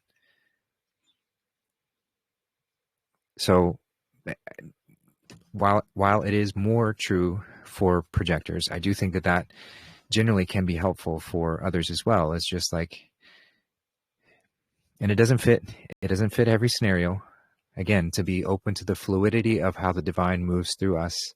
Sometimes we're called to shout it out. Sometimes we're called to be that shocking influence, to say what we need to, regardless of how somebody receives it. So I can't define every moment for what works, but I'm just giving sort of examples of where sharing the full truth might not be the appropriate thing to do in that situation. But I can't determine that. Only you can, based on where the divine is moving you through that. So the divine could be putting that question on your heart to reflect on it and see if there's maybe a way that you could have shared some of the truth in a way that could be heard. Or it could just be to bring that to you so that you'd bring this conversation here and we'd have a great topic to talk about. I don't know. But I'm just giving examples of like, again, not to be in this black and white perspective all the time. Even Q, disinformation is necessary. That's deception. It is ultimately a lie. But it is very real and very necessary to employ in order to stop this evil and save countless lives. So there are times where the divine can move us through things that objectively we might say was wrong or shouldn't do that. But who is anybody to say where the divine is leading us in each and every moment? Which is why it always comes back to staying grounded and staying humble, doing our work to make sure the ego is not in charge, because if all of a sudden we're convinced that our ego is God and our ego is the divine moving us, then that gets tricky really fast. So having that humility and that continuous effort, and it's really not even an effort, it's just a realization that you are virtuous by nature. The 7 virtues are you, and everything else is not. So yeah, I'll just leave that there. And yeah, just thank you for a great question, and I'll pass it back and see if you have any thoughts on that. No, that was fantastic as always. It's real easy to forget that really is who you are. The rest of the stuff is just baggage, right? And we're just unloading baggage. I do, yeah. I feel like it's easier to fall than to rise. I mean, I know that sounds.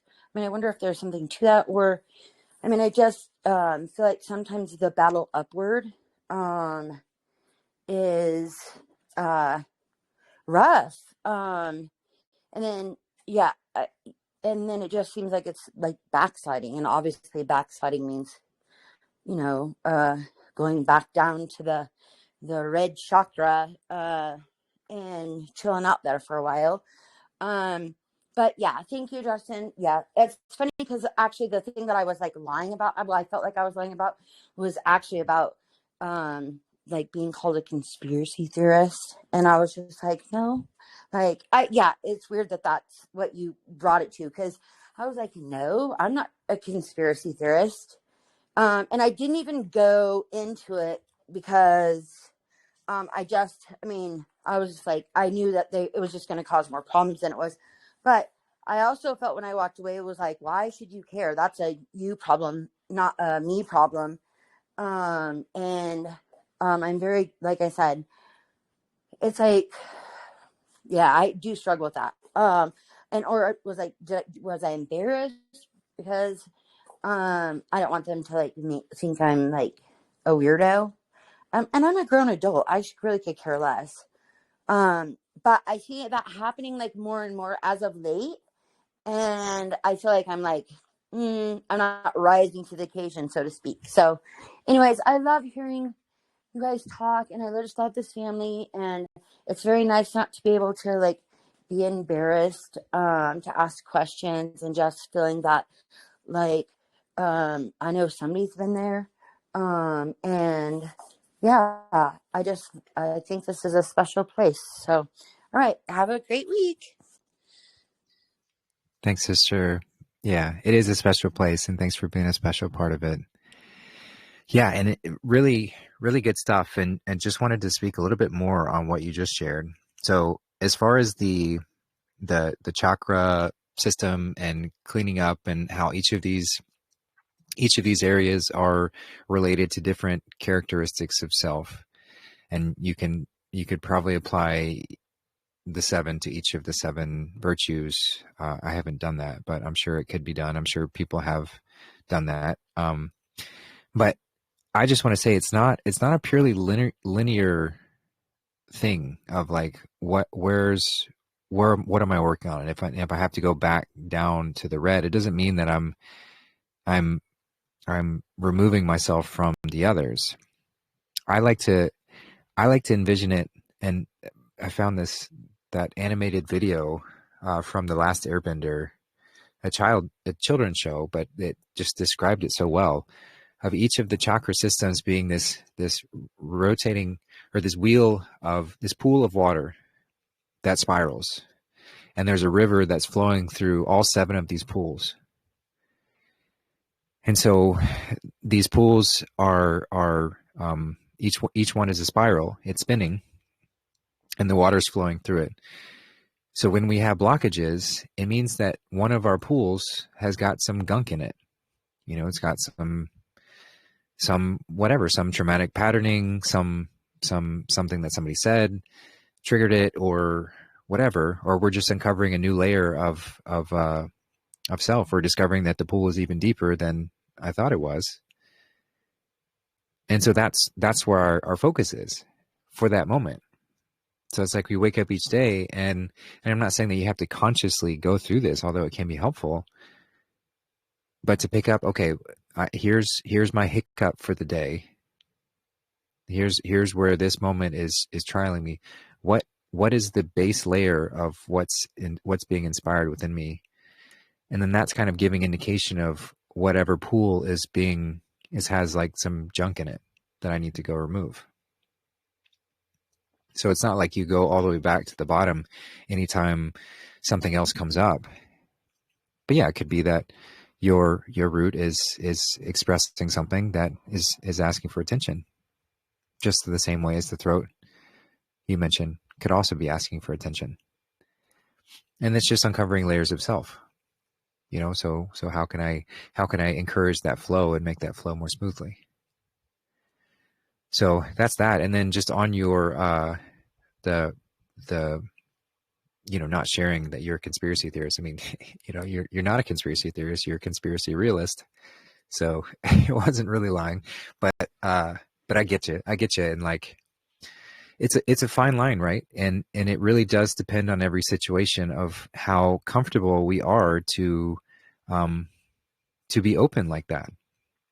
And especially in these times where tension is so high, it's not a bad thing to wear a disguise, to put on the invisibility cloak, like from Harry Potter, to like I've talked before about the tense nature of the situation and what the white hats are bringing us and why they're bringing us into this very tense situation. And even though the white hats are orchestrating the events, it doesn't mean that people's reactions aren't going to be very real. So that's why I said I don't really wear Trump paraphernalia out and about anymore, because I know how triggering that can be. Now, there's certain areas where I know that it's relatively safe to do that. But if I were to go into any big city, no way. There's too many crazy people out there, too many people that can become unhinged very quickly. So same thing, if it came up in conversation, I would approach it lightly based on whom I'm speaking with, and maybe ask them questions first and foremost to get a good sense. And there's nothing wrong with that. It's like when Neo goes into the Matrix, he's not trying to draw attention to all the Agent Smiths. He knows that that's going to be very disruptive to his mission. He's trying to move with a disguise or undercover, covertly. So the same kind of thing when we're engaging with the Matrix, there's nothing wrong with approaching it with care, because there's real risk. And the risks have been mitigated significantly, but prior to the white hats really flipping the script, I mean, it was deadly. It still is deadly to some extent, but it was very deadly before. So there's nothing wrong with having, again, disinformation is very real and very necessary, and we can apply that to our own lives. Don't get carried away with that idea. Generally, if we can avoid doing it, that tends to be better. But again, we can't put everything in a box and say this is always bad to do and this is always good to do, because it really depends. The only constant is change. So yeah, just again, thank you for these great topics to discuss. And yeah, I'll pass it back and see if you or anybody else has anything they want to share.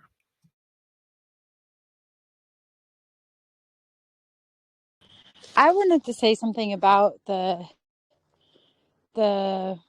wobbling or the judgment of oneself around truth, and why that might be more challenging for some of us than others.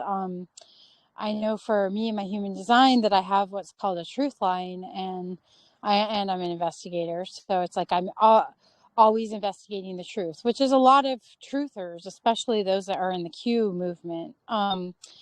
And so I could just really relate when you're speaking, Sunshine, around like feeling confused within that and how to have discernment and yeah, wanting to be truthful and it being such an important part of my life, and judging or second guessing myself around these moments where, just like you, I've had moments where it was clear that it, it would not be healthy for myself or maybe for the other person to have that. And I think that could be very helpful to look at within the human design, or just even if you don't know your human design, if this is something that you're struggling with, like it sounds like you have, and I know I have, you can probably make a pretty good guess, or just feel if it resonates and fits with you, like that you may very possibly might have some of these showing up. So it's like where we have a natural juxtaposition or a paradox within ourselves, which is like, I want to be very truthful and in this moment, ... right? And that those two truths exist simultaneously. And sometimes that's actually the freedom in just understanding ourselves so well that we can come to a place of peace and a lack of wobble, if you may, around that, when we realize, oh, that's what's going on. Like I truth is very, very important for me, to me, and I hold myself to high standards around that. And at times there is something playing out that involves discernment and boundaries and even awareness, spiritual awareness around if this is going to ultimately be healthy to disclose this to this person in this moment, or healthy to me to disclose it. I'm not going to walk around with a Trump hat in the middle of an Antifa rally necessarily. And it really has been a humongous struggle for me, because I very much shamed in the beginning of Q by those very, very close to me, because they were really, hearing the message of Q and wanting to spread the word and be, loud and out and proud about it, which I respect. And also, as a single mother in a very liberal environment, I was concerned, and there were times where I would be very vocal with those that I felt, if there was even a little bit of an opening. But there were times where I was not, and it created a lot of strife within my family, because I was perceived as not being, honest and not spreading Q truth, and I was forward. So yeah, it's just I just wanted to say that, and I really, really hear the struggle within that, and just holding you up, sister, to know the best time and place as we all learn that for ourselves, just like me. Thank you. Yeah, I have something real quick to say to that. So I agree with what she said. I, at the beginning, was so like excited, and just because all of this stuff that I believe to be true was like, I knew was a lie. Like, that you know. When you hear something that's the truth, deep within you. So I was like super excited, and I would just be like telling everybody, especially in my family. And so at the time when there was a lot of things that we thought were going to happen, and I mean, that was my fault. Obviously I do things differently now, but there was things that were like predicted to happen, and I would like tell my family, because I was like excited for us and everybody else. And I think there was like a warning, just, like, hey, let's be safe. Let's, and then things didn't necessarily play out that way. I mean, I'm not saying that they won't, but I'm just saying, to them, to somebody that's normal, they're like, oh my gosh. And I could just feel like the eyes rolling, and I mean, they said plenty. And so I quit, like doing that, because, well, it didn't make me feel very good, for one. And I didn't think it was nice. And so I think I went from that to now almost being like so careful that I'm willing to not be so honest, because maybe there is some like yuckiness in me about that. And yeah, and I just don't want to be a liar. I mean, I just want my words to mean, exactly what I say that they're gonna, what I say is gonna happen, or what I say is that's really the meaning behind what I'm gonna say. And so it is a very like tight ropey situation to walk on, and I feel like I'm like majority like all or nothing. Like I'm like woohoo, or I'm like um, so finding that middle, what's appropriate and what not in all things, not just the the Q stuff or the what's coming next and all that, but in everyday life. Um, yeah, yeah. So, anyways, I appreciate that. All right, that was my last time. Somebody else could talk. All right, bye. No, you're always welcome. Don't worry about that. But it is, you're like describing the process that it seems to be so consistent within the awakening process, because I've gone through the same exact thing. And what sort of came to me as you were speaking was like, we've gotten to learn this in a single lifetime, right? But looking back and, like going over the history lesson with Darth on Sunday, and just looking at these other timeline, or these other times in history that we know of, and knowing that we've been in this huge time span of anti-Christic domination. So imagine having to have that realization, wanting to speak the truth, and then being killed for it, and maybe being killed for it many times before finally that lesson sinks in, that like, okay, this is dangerous. This is dangerous for me to just openly speak about. So I'm just reflecting on that, and just wanted to mention that, that's part of the process is we have this initial excitement of stepping into the truth and what it's done for us, and we're caring, and we want to share, we want to help others. But if we do it naively, if we do it without awareness of what's the current state of reality, then it has more consequence. If we're moving about blindly, we're not approaching it with wisdom. So that's the wisdom that we learn of, like, telling, going through those examples, telling family members about dates and things, and having, at least it's just, we're not actually being killed for it,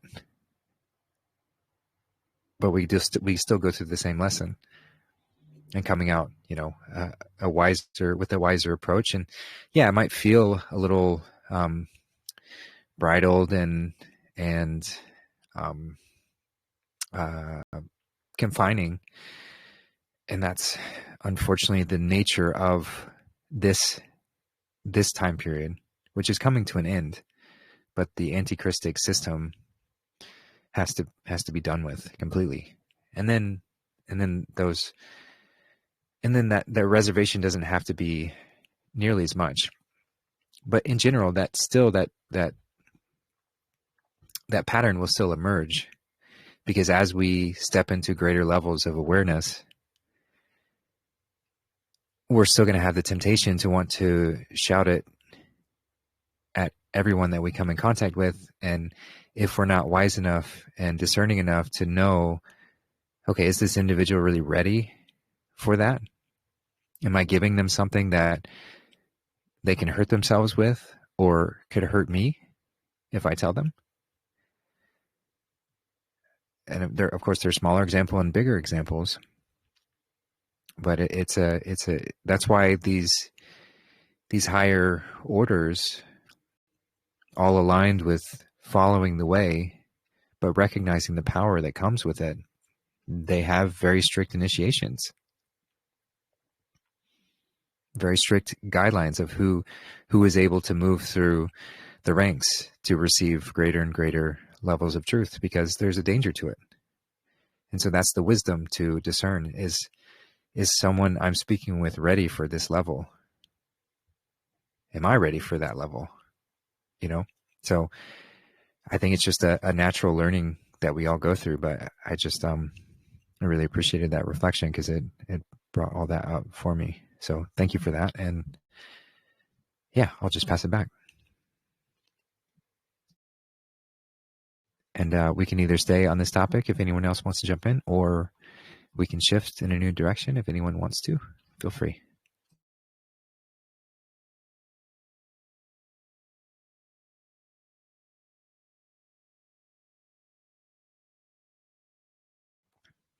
Hey, Teresa, go ahead.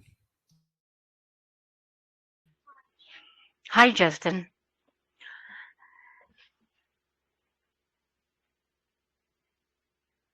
Can you hear me okay?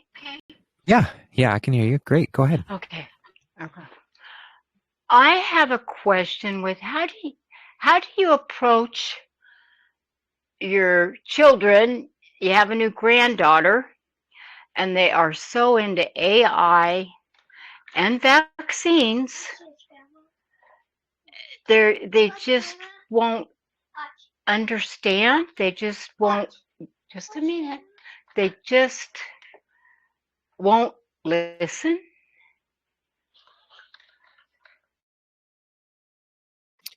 Yeah, great question. So, I'll speak generally to start. So how do we approach anybody that, when we at least feel like we have a higher truth around something, and how do we approach someone who is still practicing harmful behavior? Because you could really apply that all across the board. And that's again, something that can't be fully defined of like, here's the way to do it, because it's completely dependent on the particular situation. It's dependent on the receptivity of those we're speaking with. And yeah. And so if they are unreceptive, if we have gnosis that we want to share, especially around, and of course this comes up in many ways, but it's easy to see with like the vaccine subject, or health topics or things of that nature. We see somebody who's harming themselves through their choices, or harming children through those choices. And how do we approach that, especially when they're resistant to it? And this might not be what you want to hear, but ultimately we cannot step in. Well, it's like it's a tricky situation, but free will is a very sturdy thing within this experience. And so if we're attempting to inform someone and shift their free will without them wanting, then there are mechanisms within creation that actually have us receive karmic consequence for that. Anytime we try and overtly control somebody, even if we have good intentions, then sometimes we can get bit by that, because we're seeking to bypass somebody's free will and move them in ways that they're not wanting to or not ready to. And I know it's very hard, especially when there are children involved. And it's put us in a very challenging situation to be in, to know the truth about things, and see people still doing these kind of things to their children. Yet the same still applies, at least because we're still dealing with this antichristic insanity that deems vaccines as necessary and has institutions to support it. if a parent believes that, we're not within, we can fight against it, but all that's going to do is strain our relationships and likely prohibit other beautiful Christic influence that we could have on those parents and those children. Because if we do it enough, then they'll likely just pull away entirely. And so then any possibility of planting seeds is lost. So as challenging as that is to watch, that's for us to sit with and reflect on, why is this so challenging? And I get it rubs against care and compassion and a desire to help. But the shadow side of that is also about control. And anytime we're exercising that overt desire to control, it's going to be debilitating for us. So that's the areas to release. How can I let go of my desire to control this? That's the inverted divine feminine, is the spider energy wrapping a web around, trying to trap whatever it is to control. It starts off as a motherly love and care, but then the shadow side comes out of trying to control. So, yeah, again, I know that's probably not what you want to hear, and I know it's not easy to hear something like that. And it's not an easy process to go through, and this is where faith comes in, because God sees and knows all, and God is going to respond to that space of allowance, because this whole creation is set up in that allowance for it to unfold as it does. It's perfect as it is. Even the things that we judge as imperfect, they are still perfect. And the ability for you, like I said, to be able to reach them will be inhibited if you overtly try and control the situation or force them to look at information that they're unwilling to see. And it's very, very, very difficult when children are involved. So I'm not diminishing that at all. I'm just speaking on it from a way that I do know on, and it's still very hard to talk about and go with. So about specifically the vaccines and AI, I mean, with the vaccines, fortunately, you're getting a lot of momentum from the public sphere, drawing more attention to the ridiculous amount of injections that babies are subjected to. So it is at least walking in that direction of lessening the toxic overload and harmful effects that can occur from that. Whether or not they're receptive to that message from RFK Jr. and the Trump administration or not, that's another factor, because you have the opposite effect happening where people are like, pregnant mothers are popping Tylenol like they're candy on TikTok just because Trump said not to. So, yeah, I know it can be very difficult. But I'd say the more that you embody the truth instead of force the truth onto somebody, the more that you embody it, the more that you show and work on your health and show up in that vibrant way and be that caring, compassionate, loving being that I know you are, that's going to give the greatest possibility of them to be able to hear you and perhaps come to you with questions or ask for more. But if you turn into, I'm going to force you to read these things, I'm going to yell at you because you're not listening, anything in that capacity, it's going to have the opposite effect. It's like kind of paradoxical, but that's what happens. So to be in that state of divine surrender, like, okay, well, I know I'm doing my best. I'm here if more information is wanted. I'm here to share my take if that is desired. But if it's not, then I have to, or I would do well to honor that, so that I'm not trying to bypass that free will of somebody else. Because every time I do, it just leads to consequences.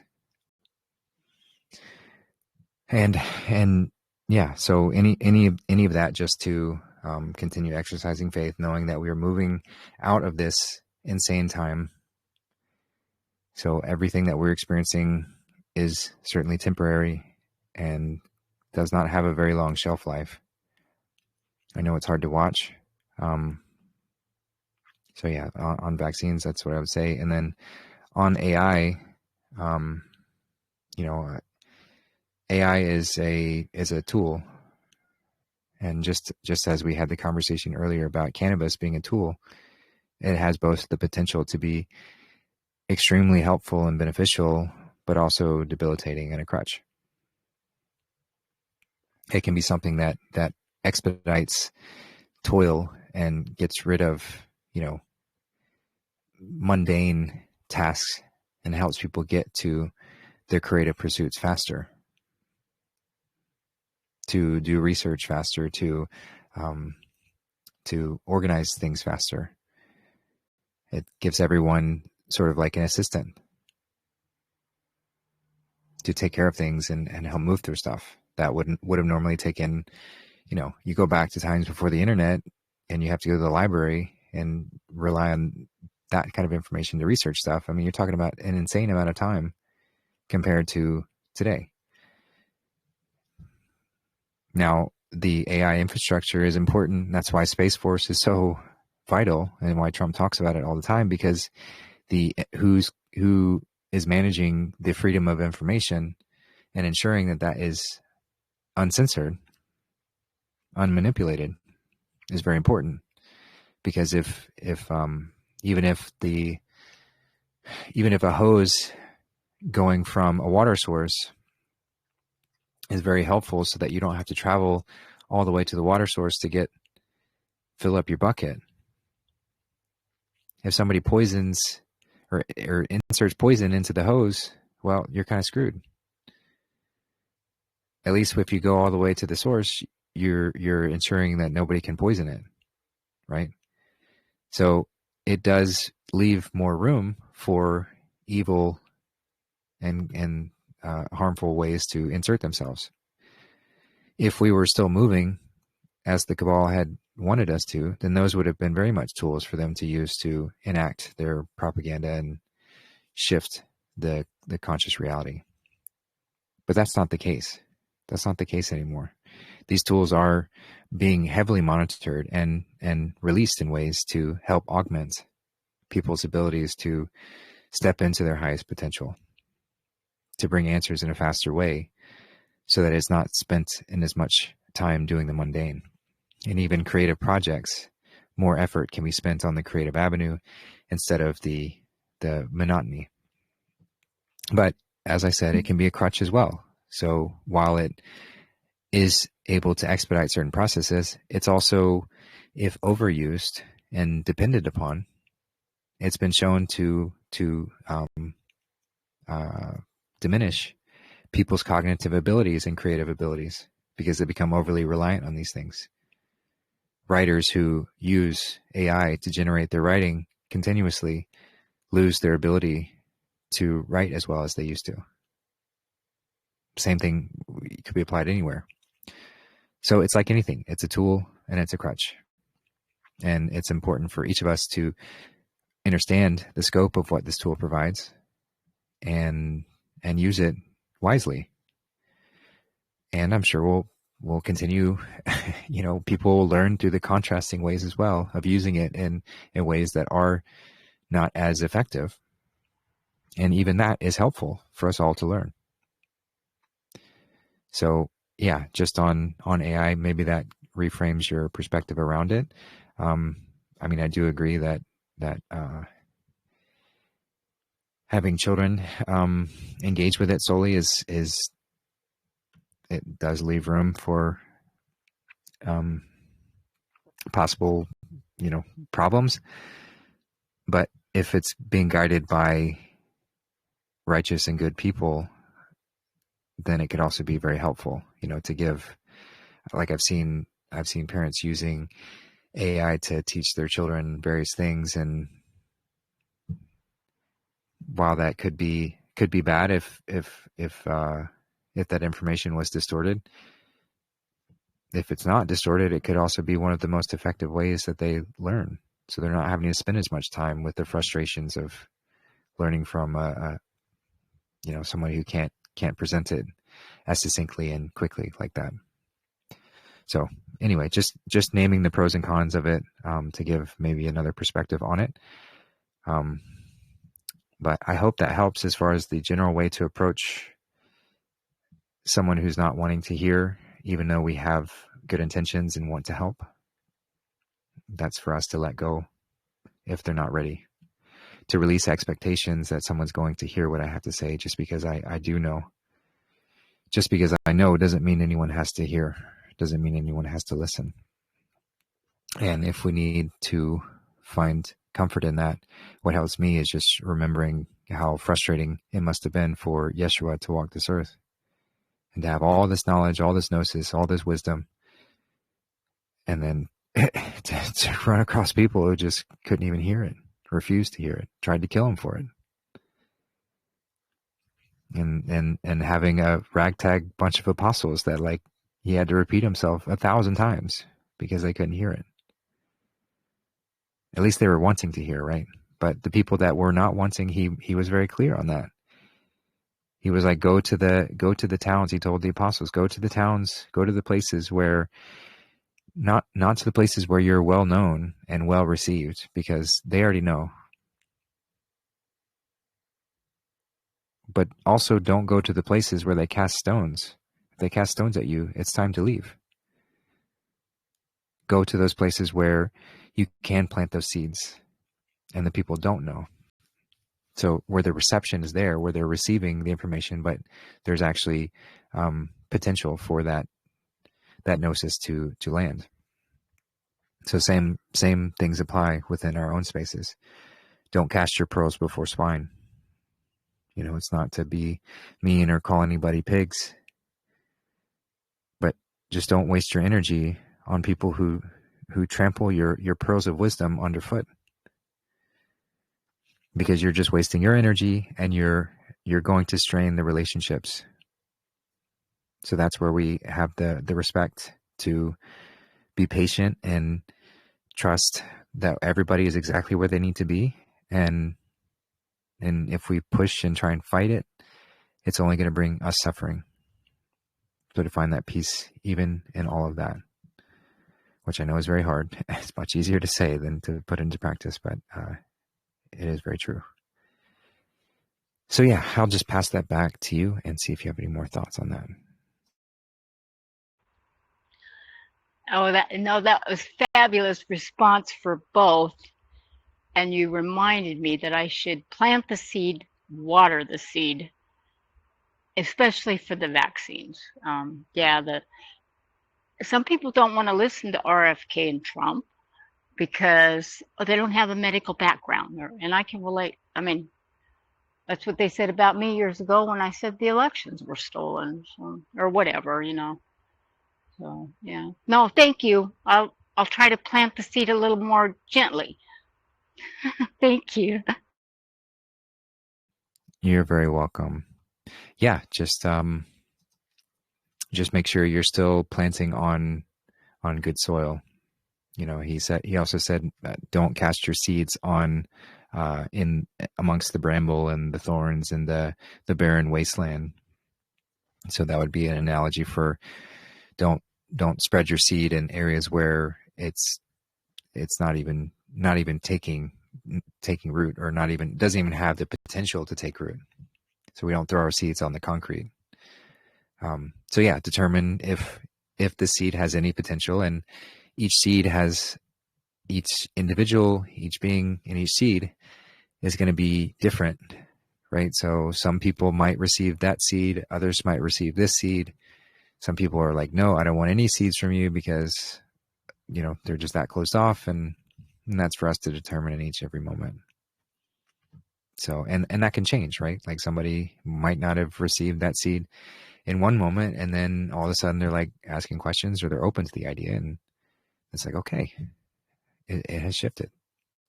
And the patience in that is what helps us just maintain peaceful composure without expectation, without getting upset if it's not received in that moment. Just let it be. So yeah, thanks for the great topic and bringing that up. And yeah, we probably have time for about one more. So I'll just pass it off and see if anybody else wants to jump in.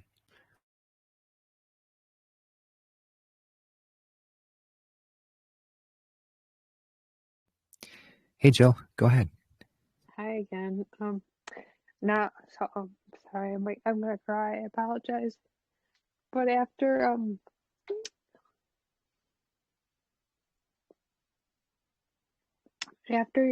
your response just now about how to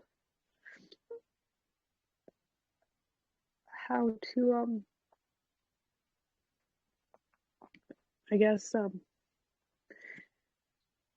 speak to not children, but speak on like don't say like a hard note or something. And I'm just because of what you said now, I think I should say it. And plus, I'm home alone, so I can say it. And I just won't post this on my Facebook.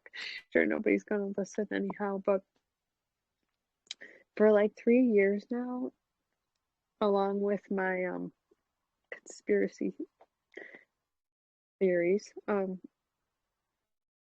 problem. Our son Maxwell drinking because at the time he was like 18, and Michael would like continuously drink with him. I at parties and things, and like I left them places. And this is coming from a man that would still drink and drive. And my dad was an alcoholic, and two of my brothers. Obviously, I haven't drank in years, and even before that, I didn't like drink to excess whatsoever. I didn't even try until I was or something, because I grew up like that because I didn't have a mom, and I watched this alcoholism. I was like literally from day. I would rather our children smoke pot than drink alcohol. 100%. Said that from day one. And now, so they would go camping, and like I just don't like to see. And out of my four boys, Maxwell's the only one that would be drinking. The other won't. They just don't. And maybe because of what they've seen here, I don't really know.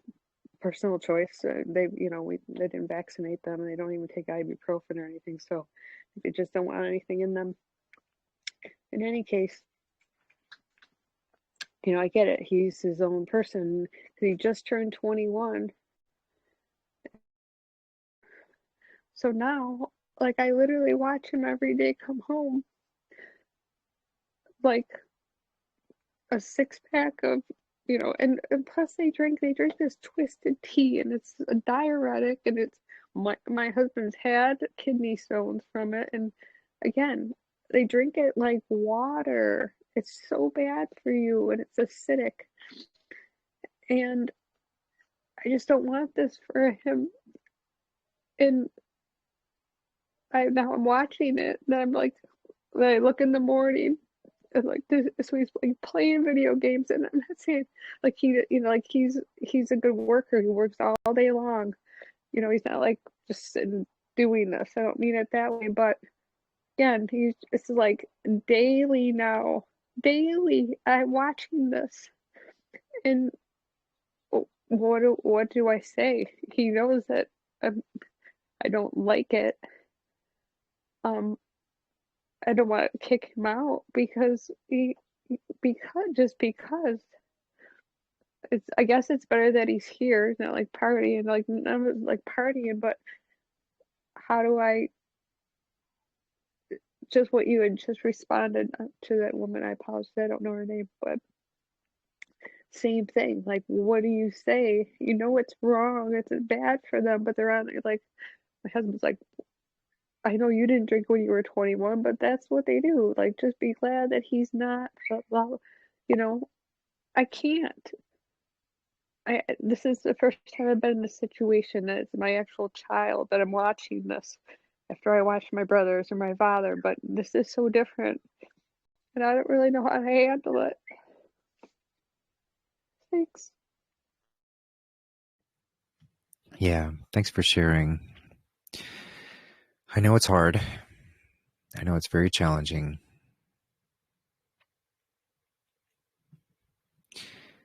And I will say that the same that I just said very much applies.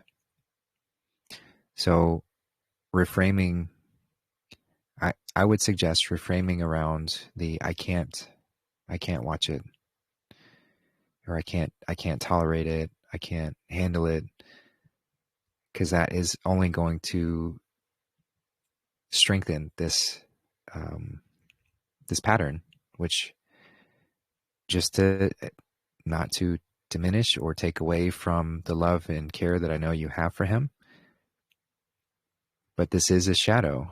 This is a shadow coming forward of a desire to control. And it may seem counterintuitive because you're like, what, how can I just want to protect him. I want him to be safe. I don't want him to damage his body. He is free. He is free. And if he chooses to go that route, and if you fight him, then not only is he likely going to go that route even more so, but it will strain your relationship with him. This is the parable of the prodigal son. We're meant to go off and be free and make mistakes, go through whatever. We're meant to do that. But the father doesn't sit there and cast judgment on the son when he returns home. It's the celebration. The father doesn't cast judgment while the son is away, because the father knows that's part of the process. So the more that we can model that and trust, then the more we're actually going to be in a position to where we can help them move through that. So as counterintuitive, as paradoxical as it seems to release that, I promise you that is the way to alleviate the suffering within you that sees it every time and creates this inner conflict, because you wouldn't do that. You've learned that you don't want to experience that, but he hasn't. So that's his free will to go through and learn and live that lesson. I'm sure there were many examples of your parents trying to tell you to do things, to push things onto you, whether we perceive them as right or wrong, or whether we've realized what they were trying to share at a certain point. We know that dynamic, being on the other end, to be pushed around and told what to do, even if there's wisdom behind what we're being told. We revolt against that, because that free will is so strong within us, and for good reason. This whole experience would be fucking boring as hell if people didn't have that. Such a strong sense of identity and free will to move about within it. We wouldn't have the full spectrum of the experience. So as much as his choices are challenging you, the only thing that you can do is you, to find those areas within you to release, to let go, to trust, to have faith. And I say this knowing it's very hard, and I say this not having had a child of myself. So take it as you will. But it doesn't change that any attachment that we have, even to our own child's well-being, will lead to us suffering. Any attachment whatsoever. So I'm not saying that to say, oh, you just turn to apathy and you don't give a shit what he does. Of course, that's not what I'm suggesting. But I am suggesting the pull that it has over you to feel so torn and hurt by his actions because of how you perceive it. That will continue to bring suffering to you, and it will drive him away.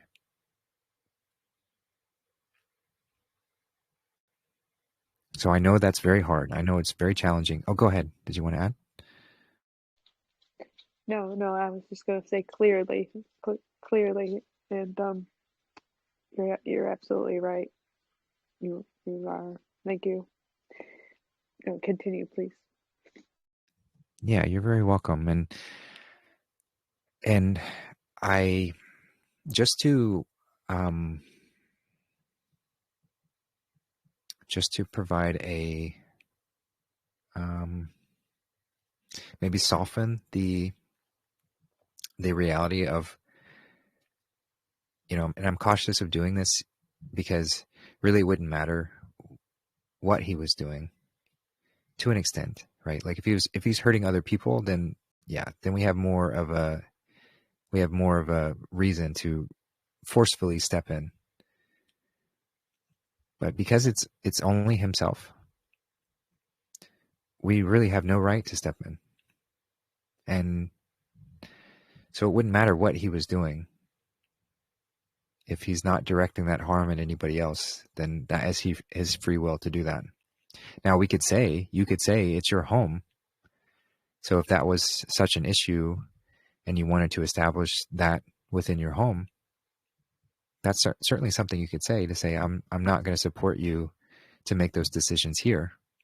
I'm not necessarily suggesting that, but that would be the end of your parameters of what you can do without incurring this sort of karmic repercussions of trying to inhibit his free will.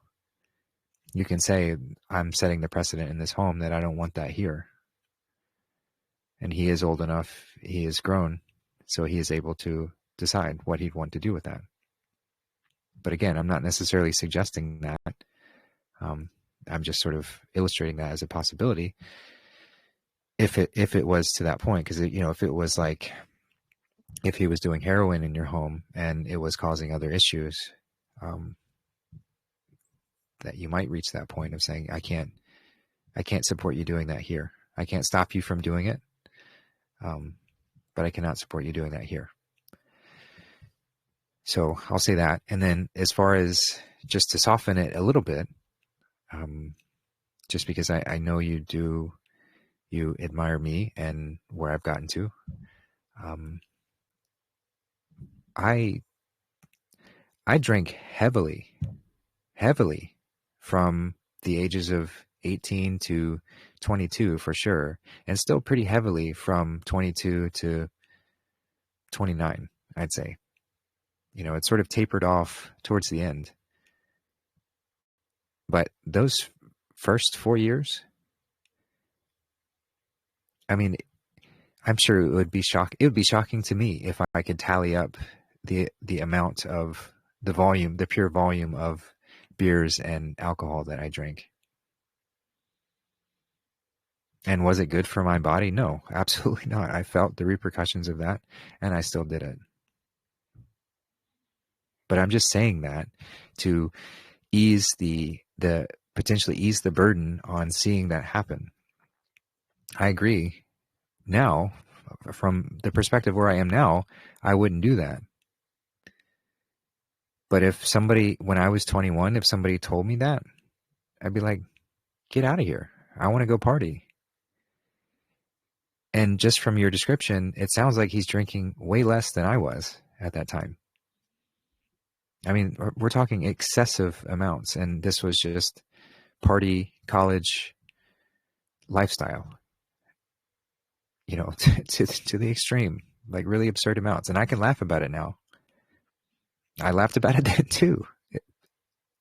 So it just to help alleviate like the sense of seriousness that you might have around that. Yes, it's not good on some level, but it's also perfect for him to have this element. And if he's drawn to the feeling of what that does, he's also going to bring on the consequences of what that happens with.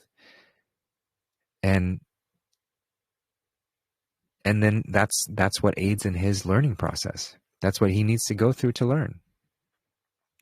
So he can get to a space to where he says, you know, that's not for me anymore. But if you try and intervene and stop him from doing that, it's likely just going to prolong his experience with it. His experience with it will be for whatever duration he chooses. If you try and force him away from it, it will likely prolong that. So even for and I'm not saying to gear your behavior for this expectation that he is going to hear it, but even from that angle of like you want him to stop sooner, this is still going towards that, to release the desire to control, to allow him to be and to learn through and go through this process in the ways that he chooses, and to experience the consequences of those choices. And in the grand scheme of things, I'll just say, I survived. I'm okay. I don't have any major debilitations or all that. I went through some pretty nasty hangovers, that's for sure. And I don't think that I'm physically fortified from doing that kind of thing. But I do also think that there was a necessary part of my journey, and I regret nothing. So someday he'll get there. And the more that you can release is helping him and yourself move through this with greater peace. And peace, and that's why it is the peace that passes all understanding. It's the allowance, the pure state of observational awareness, not tied to outcomes or what might be or worry and all that. So anyway, I'll just leave that there, and just want to thank you for your vulnerability and for sharing and for opening up in this way. It's a beautiful topic and a great example. So thank you for that. And I'll pass it back to see if you have any more thoughts. Yeah, thank you for that, Justin. I feel much better. And had it not be like, like what I was talking about earlier, had I not experienced what I did as such, like 12, 13 years old, with my dad and my brothers and drinking and driving, I would literally say, I would say, I hope that they kill themselves before they kill someone else. Like, that was my teenage years. And so I'm going to adhere to that. Just don't ever get behind the wheel. Because then, people then can't live with themselves when something like that happens. And so I actually did say to Michael, I said, because they work together all day, and then they'll go get a bite to eat and get some drinks, and then he comes home. I said, you know what? I think maybe, I said yesterday, maybe Maxwell should live with you. And he said, I don't want him living with me. I work with him all fucking day. I'm not gonna live with him too. So you can see why this is heavy on my heart today. And I know I sound upset still. But what you said really, really did help. It's just a release right now because this has been going on for a month and I haven't really spoke about it.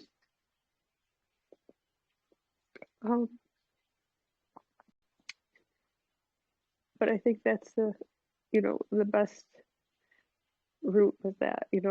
That I know he's safe, and he's here. It's not excessive, and I get that. He'll go to colleges around here on the weekend and party with his friends. I'm good with that. I really am. I just don't like seeing my son altered. I just don't think it's something we should see, honestly. And I saw it camping. It was odd to me. It was just because again, it was the first time, rather than seeing my father or my brothers or as my child. So that's what's a little, but I am so grateful for my relationship with him and that I can even, talk to him about it and things that, and I certainly do not want him to drive him away. So, thank you for all that you said. Yeah, you're very welcome. And just from what you said now, to see the traumatic patterning of, you having those experiences when you were younger. And while you had those experiences, they are for you to release, not necessarily to project onto him. And I'm not saying that it's not a concern as far as, especially around the driving, but even on that, to I would just suggest phrasing it in a way of like, non-judgment around it, because if he feels you're judgmental around his drinking, then he might be less likely to call you if he does need a ride or is in a tricky situation. So to always approach it with that true unconditional love, even when he's in altered states, even when he's, not behaving in the way that you want him to, that's the practice to stay in that space, so that if he is, and you can convey that to him, like if you're ever in, and I'm sure you do, but if you're ever in a situation where you need a ride or you're not feeling comfortable driving, like, please call me no matter what time, no matter where you are, and just give him that, because that will help him, even if he's going through his wandering journey through that experience, it will help him feel more comfortable to be able to share with you and process things and call upon you if he does need help. So yeah, I know it's challenging. Feel free to, feel free to share more if you need help or want to go over that in more detail. Or again, it's a situation that we can all relate to in some way or another. So again, I really appreciate you bringing that to the table, and thank you for your vulnerability. So yeah. All right. Oh, go ahead, Jill. Thank you, Justin.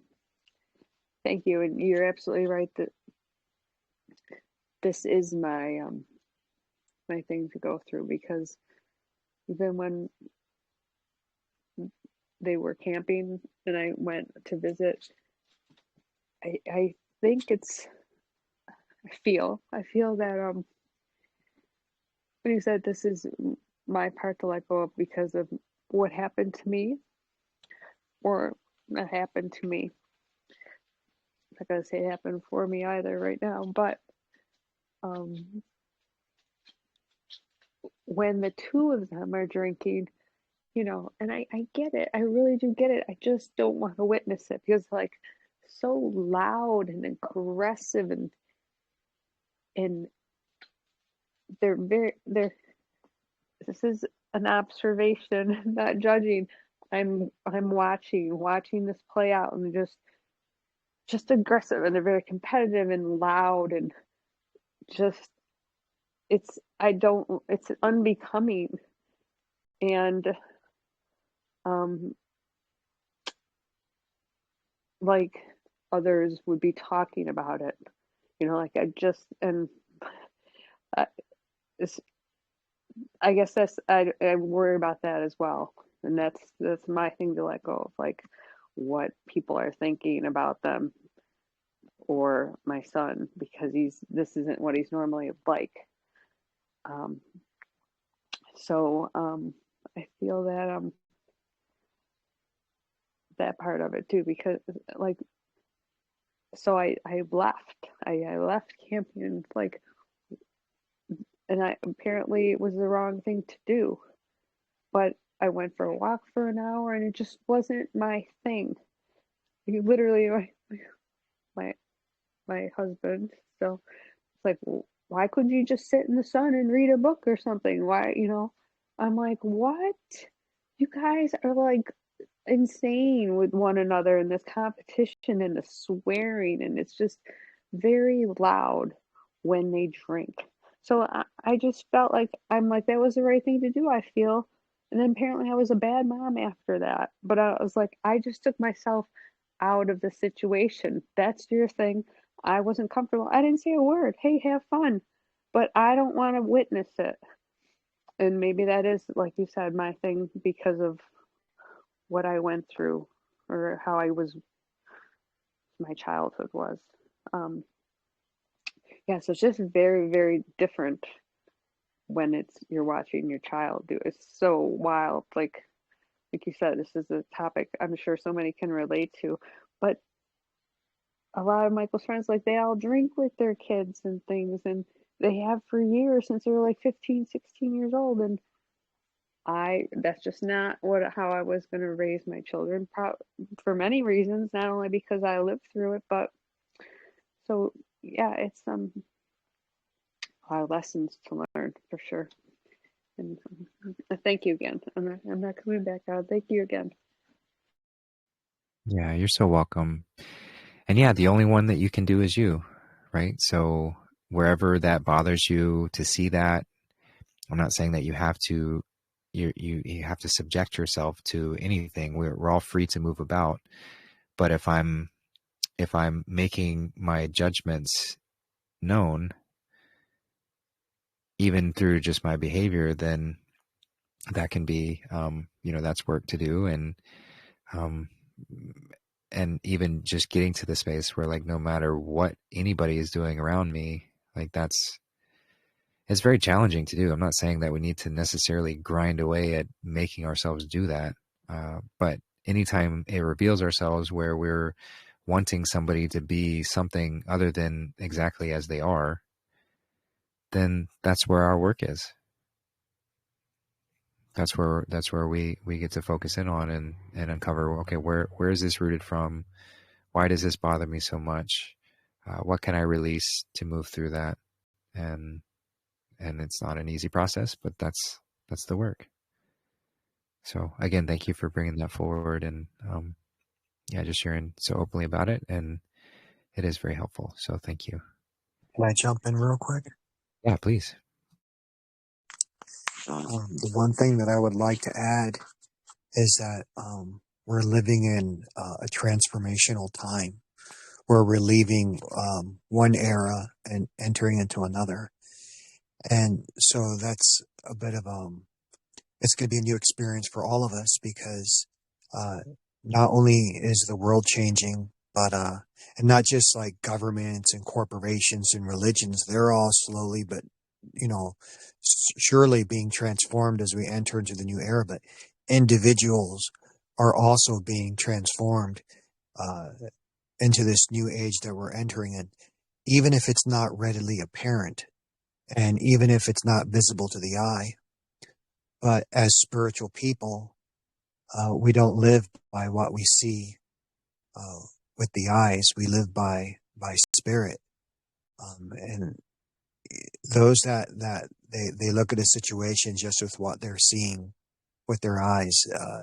You get caught into a loop into the past. But if you move forward with hope, and faith, then you get to be part of those that are creating the new age. And even if you're not having that much of a direct influence on someone close to you that you love, you're still elevating the consciousness of all of mankind. And by persevering in your struggles, you make it easier for everyone else that resonates with your struggle.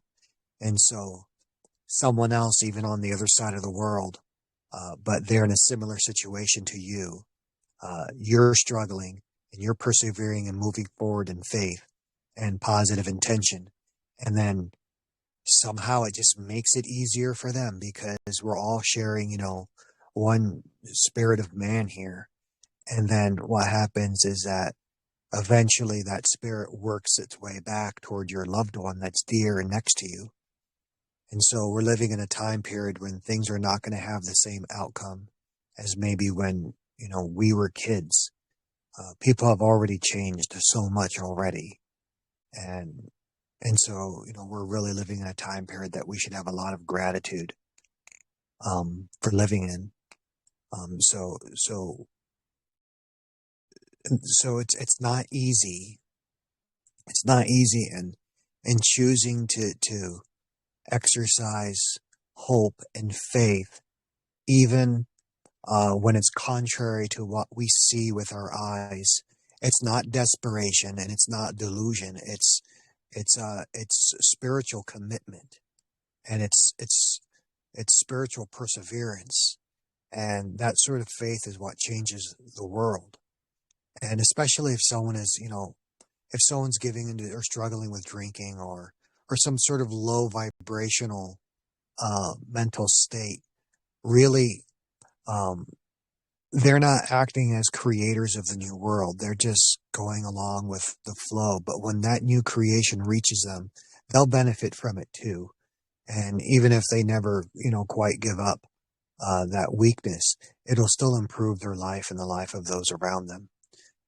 So everyone here is facing some sort of adversity, even if they're not saying anything to anyone else. Everyone's struggling, but we're here. We're all here together, and we're all breathing the same air, and we're all receiving life from the same divine spirit, and we're all struggling the same struggle that's common to people. So, we can relate, and we love you, and we'll always be here, and the world is getting better, even if it's not visible to the eyes. The spirit is going to make it so.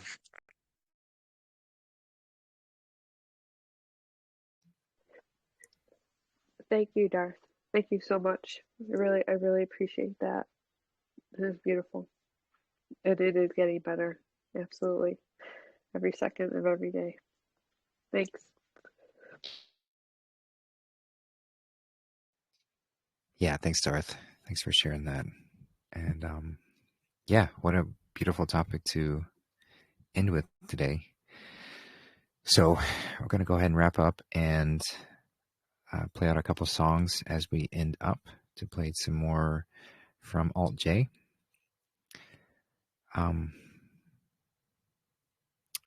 Yeah, we'll go through the lyrics real quickly. So let me just share that.